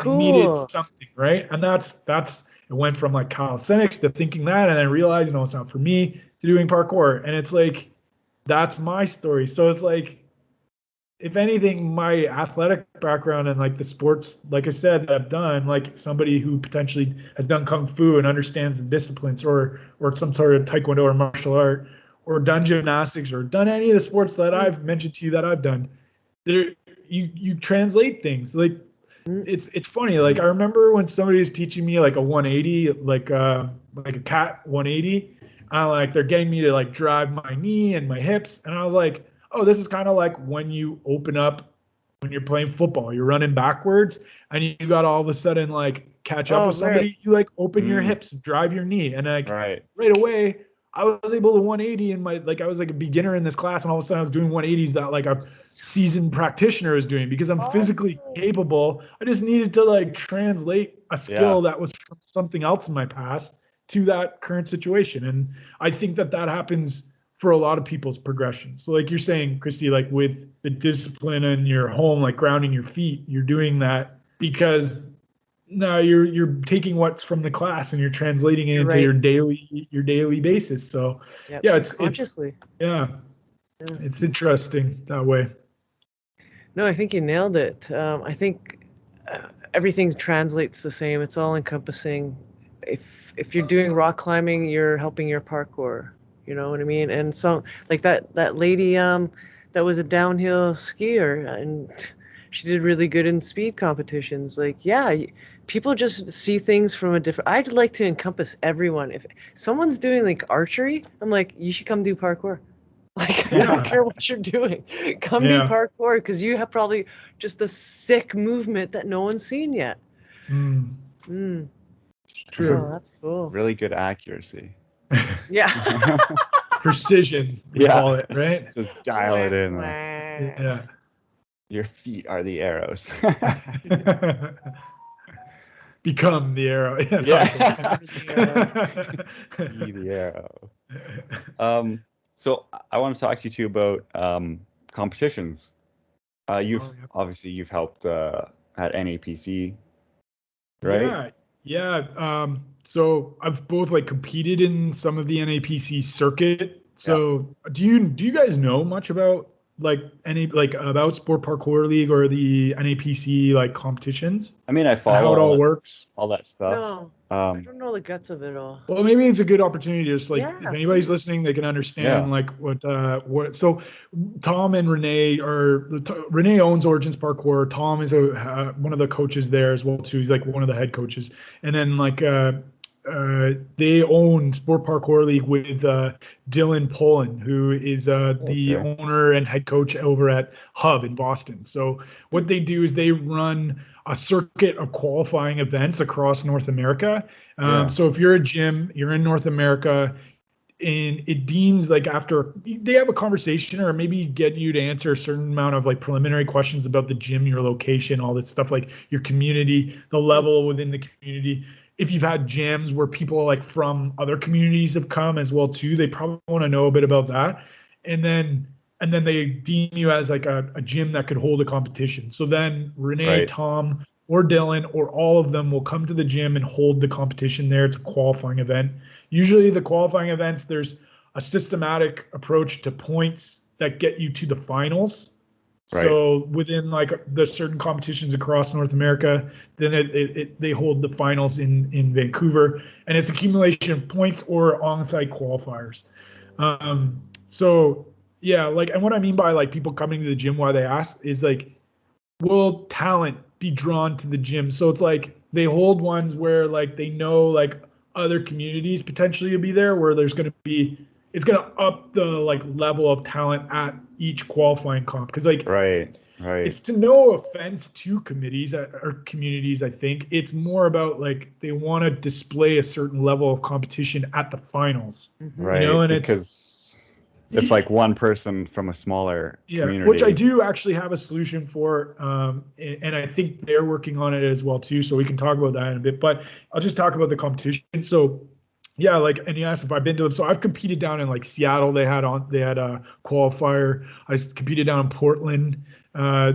I mainly just do speed when I'm competing.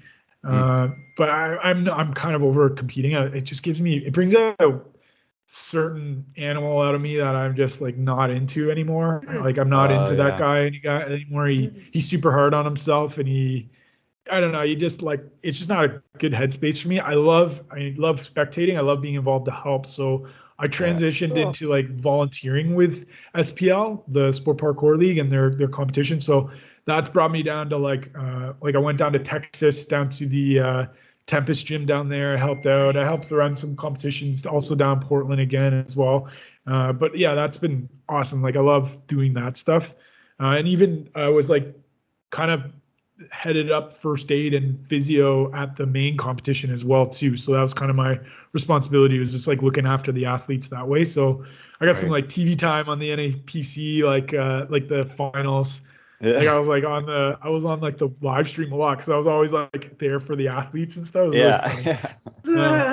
But it's giving them chalk and I was the caddy. I kind of was a caddy. Yeah, I you were. almost Yeah. was a caddy. Yeah, yeah. Oh, that's your No, next yeah. shirt. But no, that's those events are always really fun. They're so community involved in the sense that like Tyler was behind the camera at NAPC, Hmm. and it's like there's like all these athletes that are coming together and just like helping out run these like organization or events. So that's pretty cool. Like I've enjoyed competing as well as being a part of them, and they always go like hand in hand with like a jam or like just people training outside of it and stuff like that. The finals is really cool because that's when all the international athletes come. You get to meet like people that you Yeah. see online and stuff. That's kind of cool. There's definitely characters like any community. Our greater community also has like lots of characters. Spent a day with Dom Tomato and Dom Oh, yeah. Tomaso, and Like it. he's a character. Like Yeah. it's pretty cool. So it's cool to like to be a part of all of that. Neat. What I was gonna say though is the way in which you get this type of format is at your gym. And like I think Canadian gyms haven't really bought into this. It's really kind of disappointing for me to see that. I've always vocalized that. Like why breathe or your guys, what's the gym called there? Like Sage? Is it called Sage? What's the gym No. there? One day maybe, but Yeah. What is the Next gym week. that Let's go. what is uh the gym that you guys, so like there work was at? Stratus. I don't work there anymore, but Okay. Sorry, I Yeah, don't know the there's whole scoop, but 204 parkour too, yeah. and they Yeah, shut okay. down. they shut Like down. either way, I don't mean to say it's disappointing, but It is. we have gyms across the country. In my opinion, this is where that like there's a bit of a fracture in the Canadian community from Mhm. my point of view, in the Mhm. sense that like there could be more buy-in to that, but I also see it as like potentially the talent pool isn't there. So it's Mhm. nice to see the gyms there. What I think could be like of benefit is holding community competitions in the same Yes. format that SPL does and Yeah. not trying to stray too far from it. I like that. I don't think that I think that you can have a competition. If you wanted to have a tag competition at your gym, you should do it. I'm not trying to say that that the NAPC format is the way to do it. Mhm. What I do think though is that format or the three components of that format, speed, skill, and style, are the way in which parkour should be competed. I So agree. it's like, and with those types of parkour based courses, so it's like you could have a speed, but like it needs to have variables. It needs to have like what you call like choke points, meaning like it's not just a straight line over walls like a fig, typical type of fig, or even like, there's like hop the block. You see these like very like linear, like Right. it needs to have Dynamic. components in it that makes every athlete either have an advantage or not. Hmm. That's the way like a speed course, from my understanding, goes. I'm sure there's more in depth on that. And then also too, like skill is how people have a tendency to train. A certain amount of people have a tendency to train by setting up challenges and trying to do them and complete them, right? Like that's kind of what skill is. And then also with style, like style. Do you guys watch Red Bull or Motion? Oh Yeah. yeah. Yeah. So So it was good. very good. It's great to see how athletes display it. Like the boat was kind of gimmicky in the sense that for me it was so linear. Like there That's was true. it was very Huh. linear course. Like it was very unique, but it was very much like meant to it was set up for them to do that on, meaning like the course in Yeah. my eyes should be set up that it's hard to do what they were doing. Do you I see understand what what you're I mean? saying, Like Wes. not Yeah. taking away from No, so let me reword that. no, you What they have were it. doing extremely hard. It was very, very hard. But this course was set up for them to kind of have that like linear path like that. Whereas Yeah. like courses that I've seen anyways that SPL sets out, it's like there's like levels to it. You got to start like up here like and make your way down, and it's more kind of I don't know, it just seems more true to what you see everybody training, if that makes Gotcha. Right. sense. Yeah. And I get like it was meant to be gimmicky. It was on a boat. It was meant to be gimmicky. But for a competition, for the best competition in the world, I don't know if that is the Yeah. best choice to I display I what the wonder athletes are if they do capable that of, at all right? for like judging reasons. Like Yeah, like gymnastics would be like just the far extreme of that, right? Of like everyone's on the exact same exactly. apparatus, Right. Yeah. Yeah. right? But that's the Where hard it's thing easier for to courses. It's consistency. It's like like how regulated do you become? Like for like skateboarding, for instance, like a half pipe is a half pipe, right? Like you get into the Mhm. street, you get into the park, right? Those are like the Yeah. three ways to compete. But it's like there's set obstacles, set concepts. Whereas Yeah. like the best speed courses are speed courses that you only see at one competition and you never see that speed course again. No. Yeah. That's the best type of speed course, right? Yeah. Like you don't want to Yeah. have the same speed course every year because you potentially are going to know who's going to win every year. Hmm. Like there's like high potential. Whereas like if you come in and it's a new course, well, you don't know if Brody Poston's going to win or if Joe Hendo is going to win or what. It could be based off of a certain component of a climb in that like course that screws everybody up, right? Or whatever. Anyways, it's just like there's a variability to each course that's being set up that isn't so predictable for like the audience. That's you want to make it like people on Exactly. their toes, right? Like that's the Yeah. other thing is what SPL is trying to do is it's palatable. It's trying to make it that it is palatable, like it Yeah. makes sense, like in regards to how it's designed, right? So Yeah. that's like something I think is so hard with parkour competition. Yeah. Is it need for it to progress, it needs to be palatable for people like for my dad, or like not Right. even my dad, because my dad would watch it because I'm involved. Let's say my neighbor, Donna, next door, she doesn't know I do this shit. I need to figure out how it's palatable for her. And how you do that, I don't know simplicity either. of design, simplicity of Yeah. design and simplicity of concept. And like the biggest struggle I think for any of it is nomenclature on how we speak about it. So meaning like move names and Hmm. like there's no discrepancy on like yeah just that like move names or what constitutes like how you judge too obviously is a big thing, but like what constitutes judging in regards to like how you are putting labels on different like moves or types of movement so that like I can now relate to it. I know that that's a lache. I know what a lache is. You're not Right. calling it a lache and you're calling it a swing, and you know what I mean, or a Kong. What is a Kong to a cat to a Cat pass. safety vault to a slide vault to Right. a, what I mean? You start getting into all this stuff. It can get confusing for somebody, right? So it's like Yeah. Totally. how far and deep do you get to make it?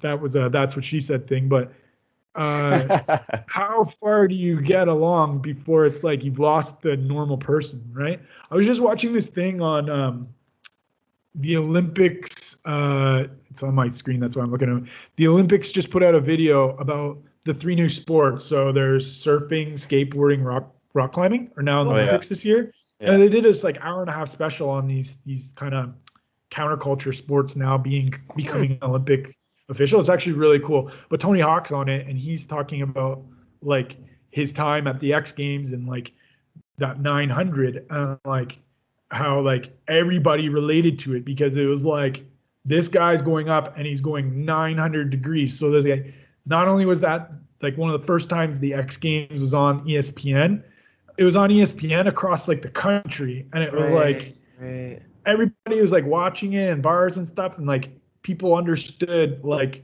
that he's going around like a certain amount of degrees, and it's just like what they did there was like they labeled the trick in a way in which I could completely understand, and now you're putting it on these big screen TVs where like now I can see it, and there's like two components there that allowed it to be like palatable. Like it was hyped up, and then like understanding what was done was simple. It wasn't like, oh yeah, you know, Tim Champion, he cast back and swung out and strided off that bollard and then preed the little lip on the garage. And it's like, the fuck are you talking about? Like people don't know what that, you know what I mean? So a lot of sports are really simple too, right? Like look at hockey. It's like he passed, he shot. Yeah. You know? Like you just say the player's last name. Yeah. So it's like, it's tough, right? Like what, I think like for probably the biggest success, it's going to be like speed would be to be a true parkour competition would be speed would be the most palatable. It makes the most sense. It's the easiest to explain where like I talked to you about a choke point in a course, right, which is like the hard point for people to get around or get up to or whatever it is. That's easy to explain. So it's easy to explain the difficulty of a course. And what I was going to say is that like I don't see any true parkour competition being as palatable as that, unless it's like here you can get into an argument, but World Chase Tag could be something that's palatable. But for me personally, that is a tag competition, not a parkour competition. That's what I was thinking. Yeah. I was thinking the exact So same I thing. had this like debate with people because I can be a bit of a troll sometimes, but the idea is that like anybody can play tag, but not everybody's joining in on, like everybody could be in a speed competition. Not everybody's joining a speed competition. Not everybody's probably going to join World Chase Tag, but the athletes who will excel at World Chase Tag are parkour athletes. But you'll see if that became something that's like high paid, you'll see a lot of people dipping into it. Like it's going on ESPN and people like will get paychecks because of that. If that's the case and they look decent like amount of pay, you'll see like CrossFitters, you will people from all different like the American Ninja Warrior people, all those people, they'll all try and build teams. They will. But those people won't come over and do a speed course, you know? No, you're absolutely right. Because it's true. Tag, like World Chase Tag, it is parkour almost in its purest sense, right? Like escape or reach, right? Like classic parkour. But then you're right, it is tag. It's tag. It is tag. Not. It's and they do have moves. If it was a parkour competition, it'd be like World Parkour Chase Tag. Right. Why is parkour not in the name? It's not a parkour. I might get a lot of hate for saying this, but I really don't care. Because the thing is, like, tell me how it's not a parkour. Tell me how it's not a tag game. Yeah. It is. It's in the that parkour people excel at. Yeah. Yeah. You know, because I heard like I think it was like Jimmy the Giant, and he said like this is going to be the next big parkour competition. I'm like in my head, I'm like, no, that's just going to be a tag competition that excels on TV. Yeah. Because parkour athletes are badass and competing in it. It even kind of comes back to how people define parkour, which is I think still an ongoing issue in the parkour world now. Like it's changed. It's not A to B anymore. That's true. Right? Like it's elevated, yeah. People are still kind of unsure. Like still, again, I would say like if you're playing Floor is Lava, okay, are you is that a parkour game? Well, it's a tricky thing because it's like parkour is just movement, right? So, but everything involves the label. Movement. It's the label. That's what I mean. But for competition's sake, you're right. It is a label. You're trying not to touch the floor at certain spots. The floor is lava. It's not parkour. It's a game. Like children. Because you see those viral videos, right? Yeah. Like the floor's lava and everybody jumps up and all that stuff, right? Like, but that's what I mean, right? So this is not a thing that I can solve. But I'll give my 2 cents about it. because I do feel strongly that that's not like, I will say like that opinion that I just held about World Chase Tag. I like it. It's cool. It's cool to watch. So don't get It me wrong. is, And yeah. I have friends who compete in it and they Yeah, excel right and they're on. getting paid, maybe getting paid or not. I don't know. Yeah, Maybe by sponsors or whatever. I hope Yeah. that somebody's getting paid. Somebody Yeah. me too. Somebody Yeah, should yeah. be getting paid. you know, Cool. like, but either way, like that's just my opinion on it. And the thing is, if it can create a career for parkour athletes, that's fucking dope. That's awesome. Yeah.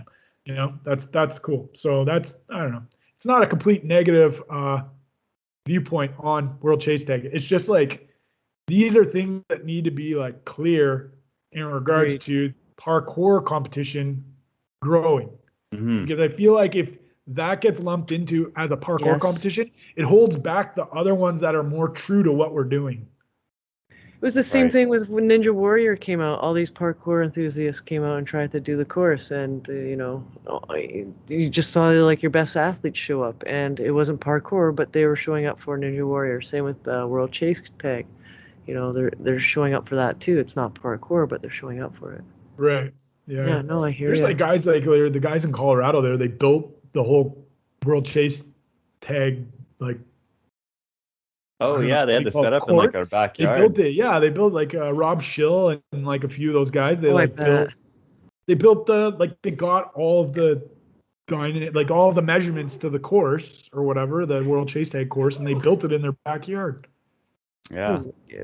That's one thing that can be a Americans, little Americans. yeah, Americans a little conflicting too with course design, right? Because that's the same every single time, everywhere, right? Yeah, absolutely. You're right? right, So Tom. if Yeah, you that's another get a thing with train on speed. that, like that's almost a guaranteed win, right? So like, you can space it out. You have it mapped in your head. Yeah. Yeah, exactly. It- Well, you it- see, like I've seen guys like training. They do some, like it looks like cross training. Like I've seen guys in that backyard. They set up like agility ladders, and they'll run like agility ladder back and forth, and then run part of the course, and then come back and like they like got to do like cone touches for like yeah, they're like practicing to evade. You know, like yeah, Yeah, it's yeah, pretty. yeah. They're taking it serious, which is cool. Like that's. Yeah.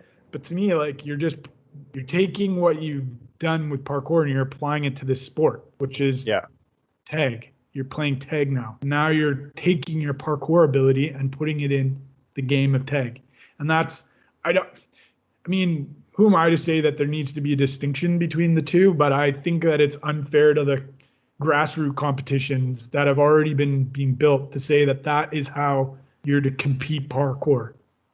That's, I guess, my yeah. final point on that. We hear you. You're bringing up some major controversy here. This is Oh, gonna I be love it. Yeah, that's good. I mean, and again, like I'm not saying it with ill heart or anything. You know, like if somebody wants to tell me and how I'm wrong and why, then that's awesome. Cool. I'm glad that you're open. That's cool. Yeah. I mean, yeah, there's so much stuff. Like things will probably never get settled, or it'll Ever. be years down the road. Like, or maybe never. Maybe no one will ever agree on any one definition of anything. Yeah, that's true. Yeah, and it might just always be open to being like philosophical about it all, and that's if that's what it is. That's cool too, I guess. Yeah. We talked about this a little bit before we started recording, but is about Canadian parkour content Yes. Mhm. and how there's not very much of it. Right. Like content or Or just like or even like athletes or awareness. Awareness. You know, like awareness. I Yeah, think yeah. people we've talked to internationally, I mean, some of them have been to like Winnipeg or whatever, but there's still not a lot of like attention on it. Like more people are more aware of the US and of course the UK. Mm-hmm. Mm-hmm. But how do you think that can change? Like, can we connect, Canadians with each other more? Yeah, it's an interesting thing, right? Like, you know what we have Sky.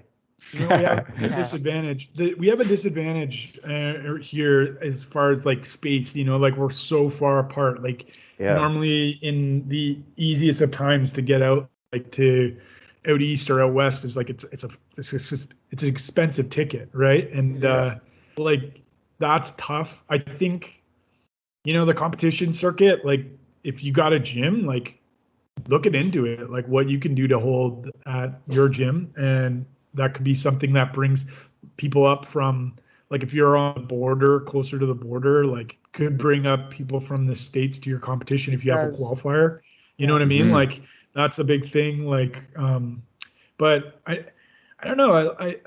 I think I think we're at like a stage too where probably the next 5 years there's potential where talent will get developed, and that's a big thing too. Because like I think we've hit a generation that has kind of like they're going into the older heads that were performing at high levels in Canada are now older heads. So we're waiting for like I think we're at a point where we are waiting for a next generation to either be the guys who and girls who stand out as far as Canadian parkour go, or they're the ones to influence the next one that will potentially, or if Right. ever do.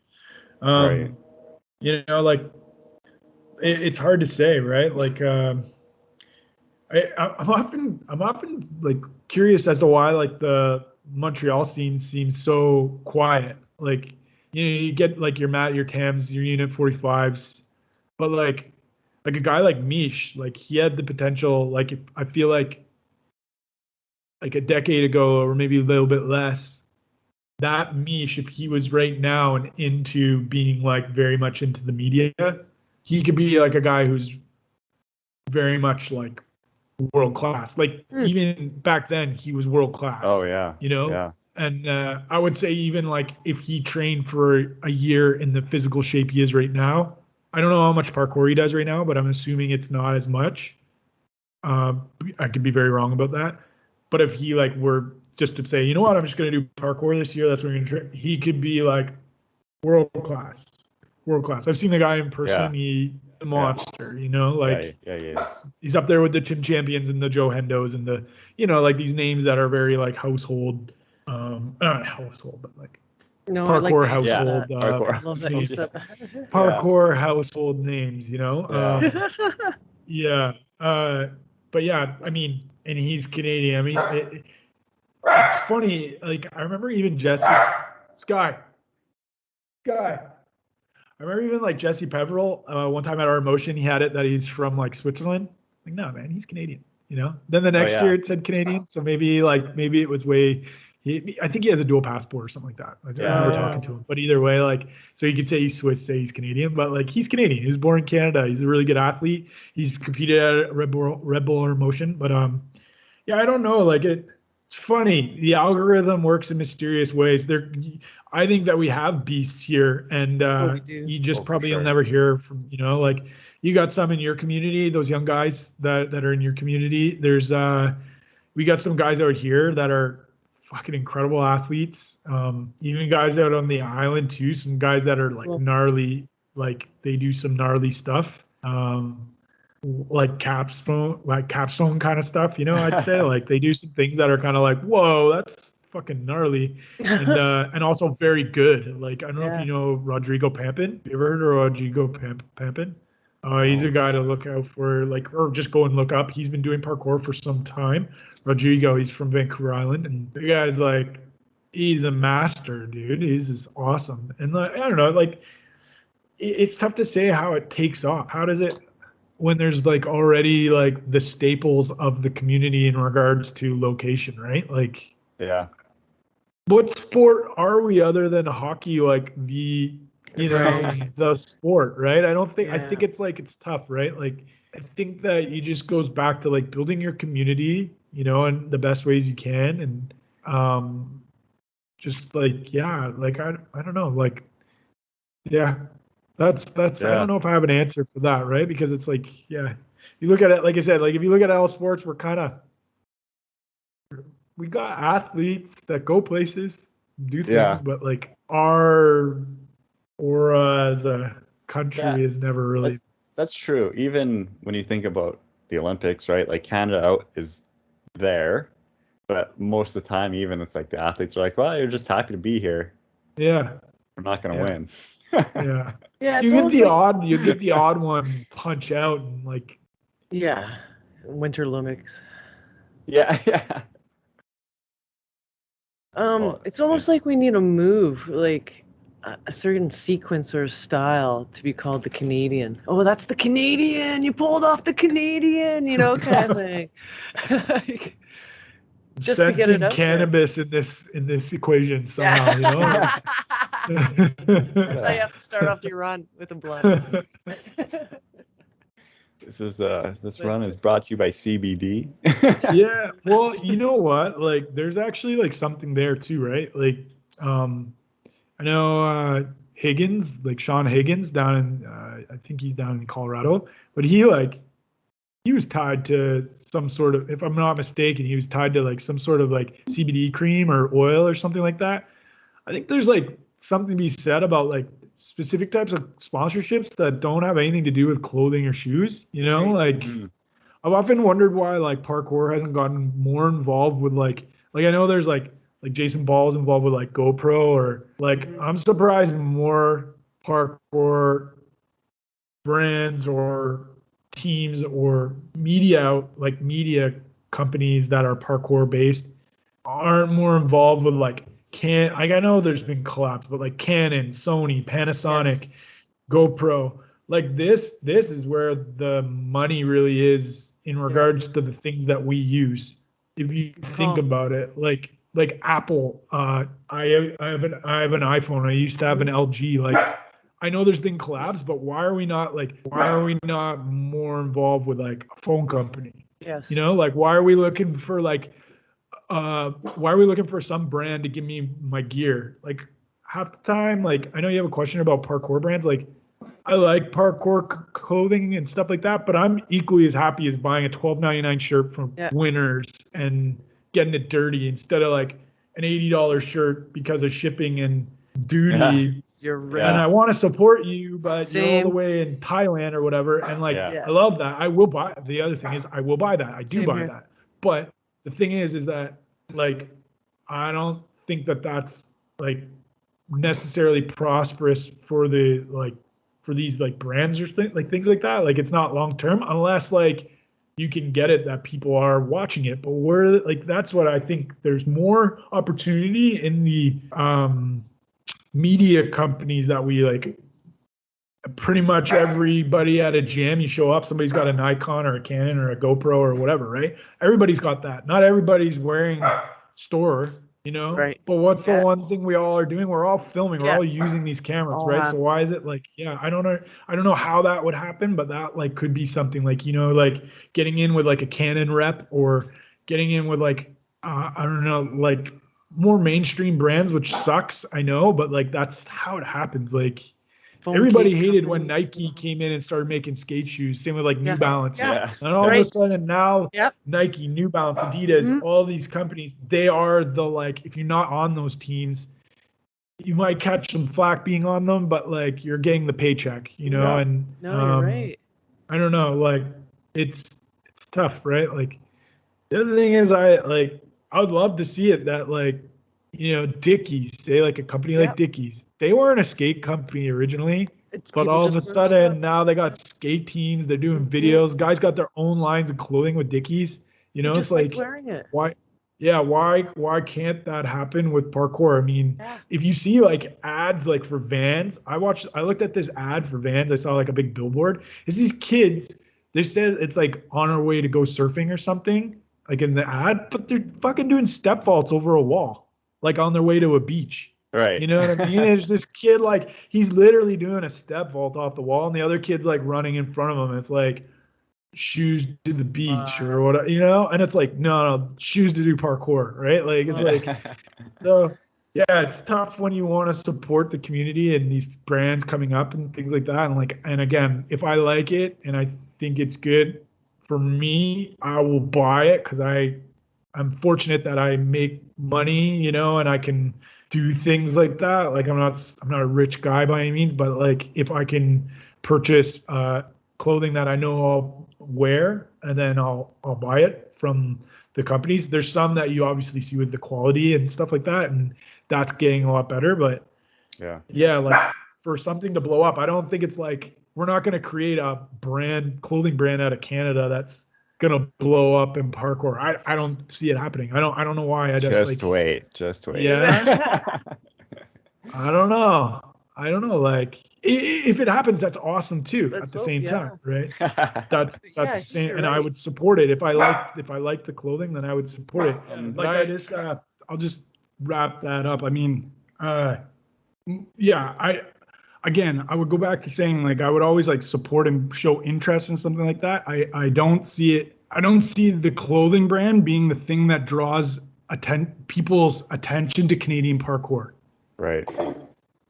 You know, like I would see it being like a group that explodes talent wise, a group that gets connected with companies that would then put them out there. But I don't see it being like, hey, we're selling like shirts and pants and you know, we have great cut and sew, which again would be awesome to see, but I don't see it being the thing that elevates us because it's been done and there's like, you know what I mean? Like it's Yeah. if for Canada to take off, it would have to be something that's like no other people from any other country are doing, you know? Yeah. I don't know. think like I mean obviously the well-known places out here, right, is like everyone knows like Origins and the Monkey Vault because they're super, you know, awesome facilities and Yeah, they host Empire. events, Mm, right? Yeah. Like that's the big draw. Yeah, and Empire now added to yeah. that Yeah, list. the gym scene definitely is like the North American thing, and that might even end up being something that really rises is competition, right? Like if we can get more people buying into these, more gyms buying into the concept of holding competition that falls into the like circuit of something that's already happening, then Yeah. that could be something that definitely draws attention. Because like the other thing is Calgary is a beautiful place. Yeah. Winnipeg's actually like it's a hole, but it's a beautiful place. Yeah, it If is. you've never been Yeah. there, it's a beautiful place. Vancouver is a beautiful place. You start bringing in people here, not even based off the talent or anything, but just to Yeah. come to a competition. Like people want to come back to Vancouver that come from like the UK or like from down south or whatever, right? Like they want to come back. And there's a reason for that, right? So Yeah. yeah, I don't know. I like Yeah, that. I'm excited. I'll be able to be there right away. Yeah. 2 weeks. Yeah, I'll there be you go. there. I think we're going to get it down to the top fives. Yeah, That's we okay with you, can, Wes? Oh yeah, for sure. All right, so top 5 athletes. Who are you following? Who yeah. inspired you? I wrote these ones down so I Oh, didn't forget. good. Right on. Okay. Top 5 athletes. Okay, so I did like 2 that like pretty much they inspired me to like start. Oh, so Oleg Vorzlov Of oh yeah, course. and Jason Paul were like those are like probably for me like when I started, they were like the ones where I'm like, you know, that's pretty dope way of moving. Oleg was it's funny, like I started and Oleg was already like somebody pretty much wasn't even training anymore, you know? So it was like right. I just saw his videos and like the out of time obviously, and I'm just like, Yep. this is sick. Like that's so dope. And then Jason experiments a lot because he's practicing longevity. You can see it in what he does, but if you see some of his like the stuff where he throws down, Yeah, it's like you can tell that he like pioneered connectivity, right. you know, in parkour, and that's Yeah, something special. It's like I once like heard Dom talk about Jason, like when we were all hanging out here after one night at NAPC, and he's like, Jason's probably one of the most surprising athletes you'd be around because like you think you write him off as this guy who's kind of like doing breakdance moves and right. like you know like and then he'll do like a big lache challenge or like a massive jump that only a few people are doing, and you're like, holy shit, like you know, and that's kind of cool. Like I like that about him, right? So that's yeah, those 2 inspired me to get moving, and like I don't know, I always like their style, and then I like Orlando DeVoe. He's from Team Oh Fat. yeah, yeah, yeah. Orlando. Oh, yeah, I follow. He's dope. I like the way he connects his movement. I like his movement choices, and I like that he potentially has the biggest jump out of the group, and also like can do pretty much like anything anybody can do, but he has his own style. It's pretty dope. And then Josh Barnett from Store. Yeah. He's my favorite Store by far. Yeah. Yeah. Yeah. He's surprising in the sense that like if you watch those like competition videos that they do, he always like performs fairly well when you think like you kind of write him off because you don't see his movement as much. He often will just put out like a lot of creative stuff, but he's really good at like descents and he's good at like connectivity, which are things that like I relate to. So I enjoy Right. watching him. And then like the last one is Joe Scandrett. I like watching Joe Oh, yeah. Scandrett. Yeah, I like watching him, and he's just like a powerhouse. There's something about him. He has very like rugged like flow. Like he doesn't have like his connectivity, but I think he can do pretty much a lot of what other people do. Maybe not his running, jumping, and stuff like that, but like as far as like flips and like ability to like block out fear, you can tell he's Yeah. like pretty fearless dude. Or he might have a lot of fear. He just handles it really well. Yeah. With the descents he's done, it's pretty wild. I'm surprised I thought he was going to get on Red Bull. It looked like he was being sent cans at one point a couple years ago, and I guess that like fizzled away. Oh yeah, I mean he's put out a lot of viral clips. He's gnarly. Yeah. He's gnarly, dude. He's gnarly. Yeah. But I mean, for me, like, there's obviously a lot of people who move and inspire and things like that. But like, I'm I just appreciate anybody who's doing their thing. You know, like a guy like Bob Reese. I don't relate to Bob Reese because I don't plan on doing a lot of the shit that he does. But I appreciate it, and to see it is like.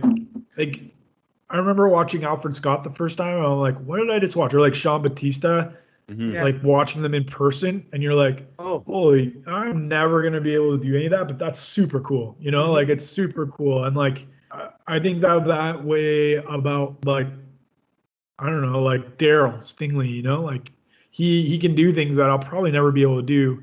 Yeah. But just his fluidity and like the way he moves, like is inspiring, right? Like there's things about it that I'm like, oh, I might be able to add like a bit of that. Not what he did, but like that swag or like the way in which he like pivoted on his quadrupedal or like the way, you know, like he took that impact or whatever, right? Like and then there's other athletes like that too. Like, you know, like I like watching like Mark Bush from Ashigaru or like Matt McCreary. Again, two guys that are like super creative. I like probably have like way better ability than I do. But again, like I'm a bit bigger than them, so if I can take some of their like little guy moves or like fluidity, I'll add it and make my own thing about it, right? You know, so that's kind of like types of stuff that I get inspired by. Yeah. Same. Very good. I guess last one here is that just your top 5 training places. Oh yeah, the places. Either places you may like either have trained at or that you just want to. Yeah, I mean UBC. UBC is like multiple spots. Awesome. It's my favorite spot. Like it's the best place for me to go to. There's just so much variability in what you're gonna find. And like Tom has been going there for over like 10 years or something, and we find new challenges every time we go there. Oh, you know, there's wicked. like it's and you never like it's rare to get kicked out. It's like it's just heaven. It's great. Freeway Park's pretty cool. Like I trained there a couple times now down in Seattle, and it's fun. There's like it's almost overwhelming. There's so much stuff, but it is really like it's something to go and see if you're like on the Pacific Northwest. And well, borders are closed right now, but if you can make it down there ever, it's really a spectacle. It is grungy, and certain times of the year it like can be. But what parkour spot really? I think that like is I think it's a requirement. You know? It has to be pissed on. Have a little bit of grunge to it, right? Like, there's a place here in Vancouver. It's called Leg and Boot. I'll potentially take you there, Tom. It's really cool. It's just like very basic, but very like. There's just lots to do in one spot that's in the city. It's like very cool. A lot of variability. Awesome.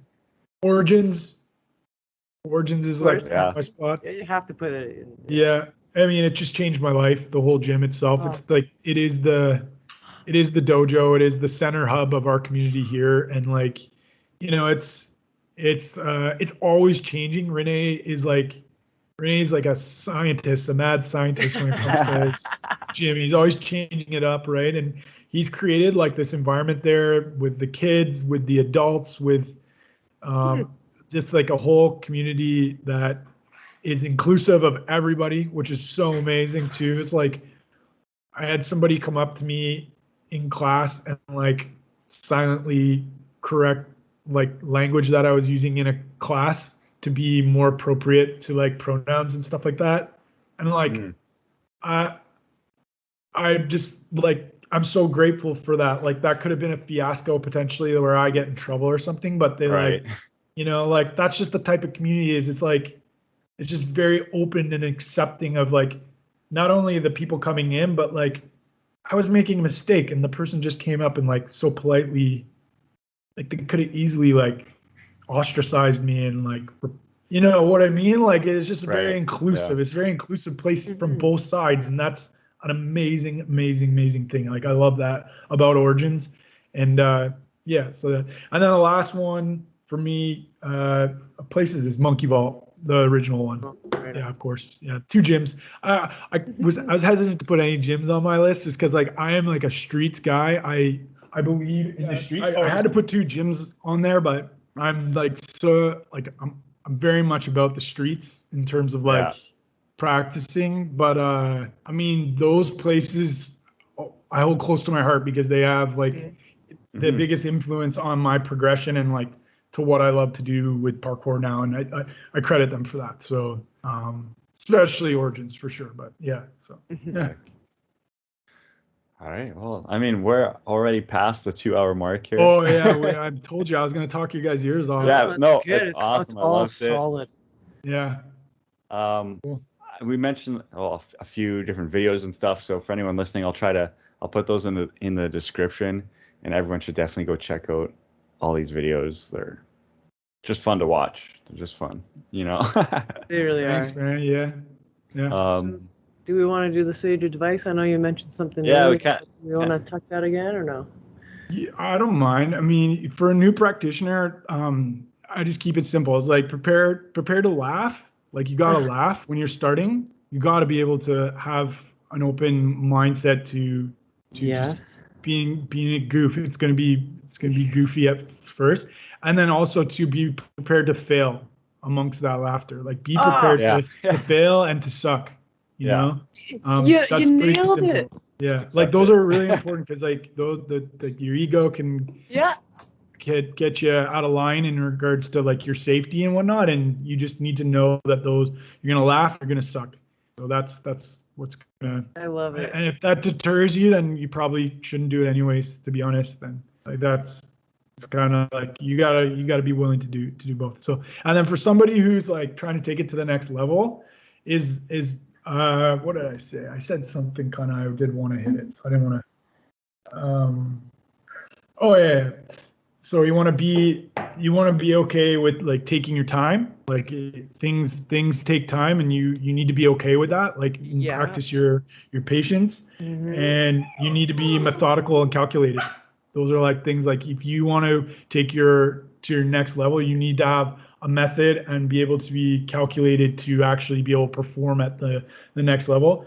And in regards to that and along those like that progress, you need to be able to practice confidence but still remain humble. So allow yourself to be humbled by like failures, allow yourself to be humbled by other people's influence, and just I think that those things allow room for your growth, for your success. Those would be the 2 sage advice for me. Nice. People are getting their money's worth. Oh, there you go. You're like a parkour spiritualist. Like, like all the things you're saying today was like it just really just really attracts me. I everything that we've talked about, I agree a lot of topics upon. And thanks for being on the program. Like, no, thank you for having me. And you got to come back. Yeah, you just let me know. Yeah, for sure. We'll make it work. Yeah. It was a real joy. I really liked checking out your perspective on a lot of things, and it really opened me up to like where I'm at and where I can be. To tell you the truth. Cool. Yeah, that's awesome. Yeah. Yeah, and yeah, if you're ever out in Vancouver, hit me up. Yeah, and we'll get together and jam or whatever. Yeah, for sure. I know you're coming out, Tom, but yeah, if you ever come out, just let me know. Sick. Cool. I definitely Cool. will. You'll be the first. All right. Nice. So for the people listening, where if they want to find your stuff, where should they hit you Yeah, up you at? just Instagram's the easiest. Mm. Wes Rundle 41. It's the easiest thing. You can hit me up there, and check out Origins as Mm-hmm. well too. The YouTube channel. If you get we do vlogs, and Renee's doing a lot of work there on the channel as well too. So and I'm certain our project that we've been filming for will end up there, and other ones that I've been a part of and helped film and stuff too. So Right yeah, on. I'll subscribe. yeah, for Sick. sure. Cool. All All right, right. guys. Thanks so much for having me. Yeah, Yeah. thanks for listening, everyone, and thanks again, Wes, for coming on.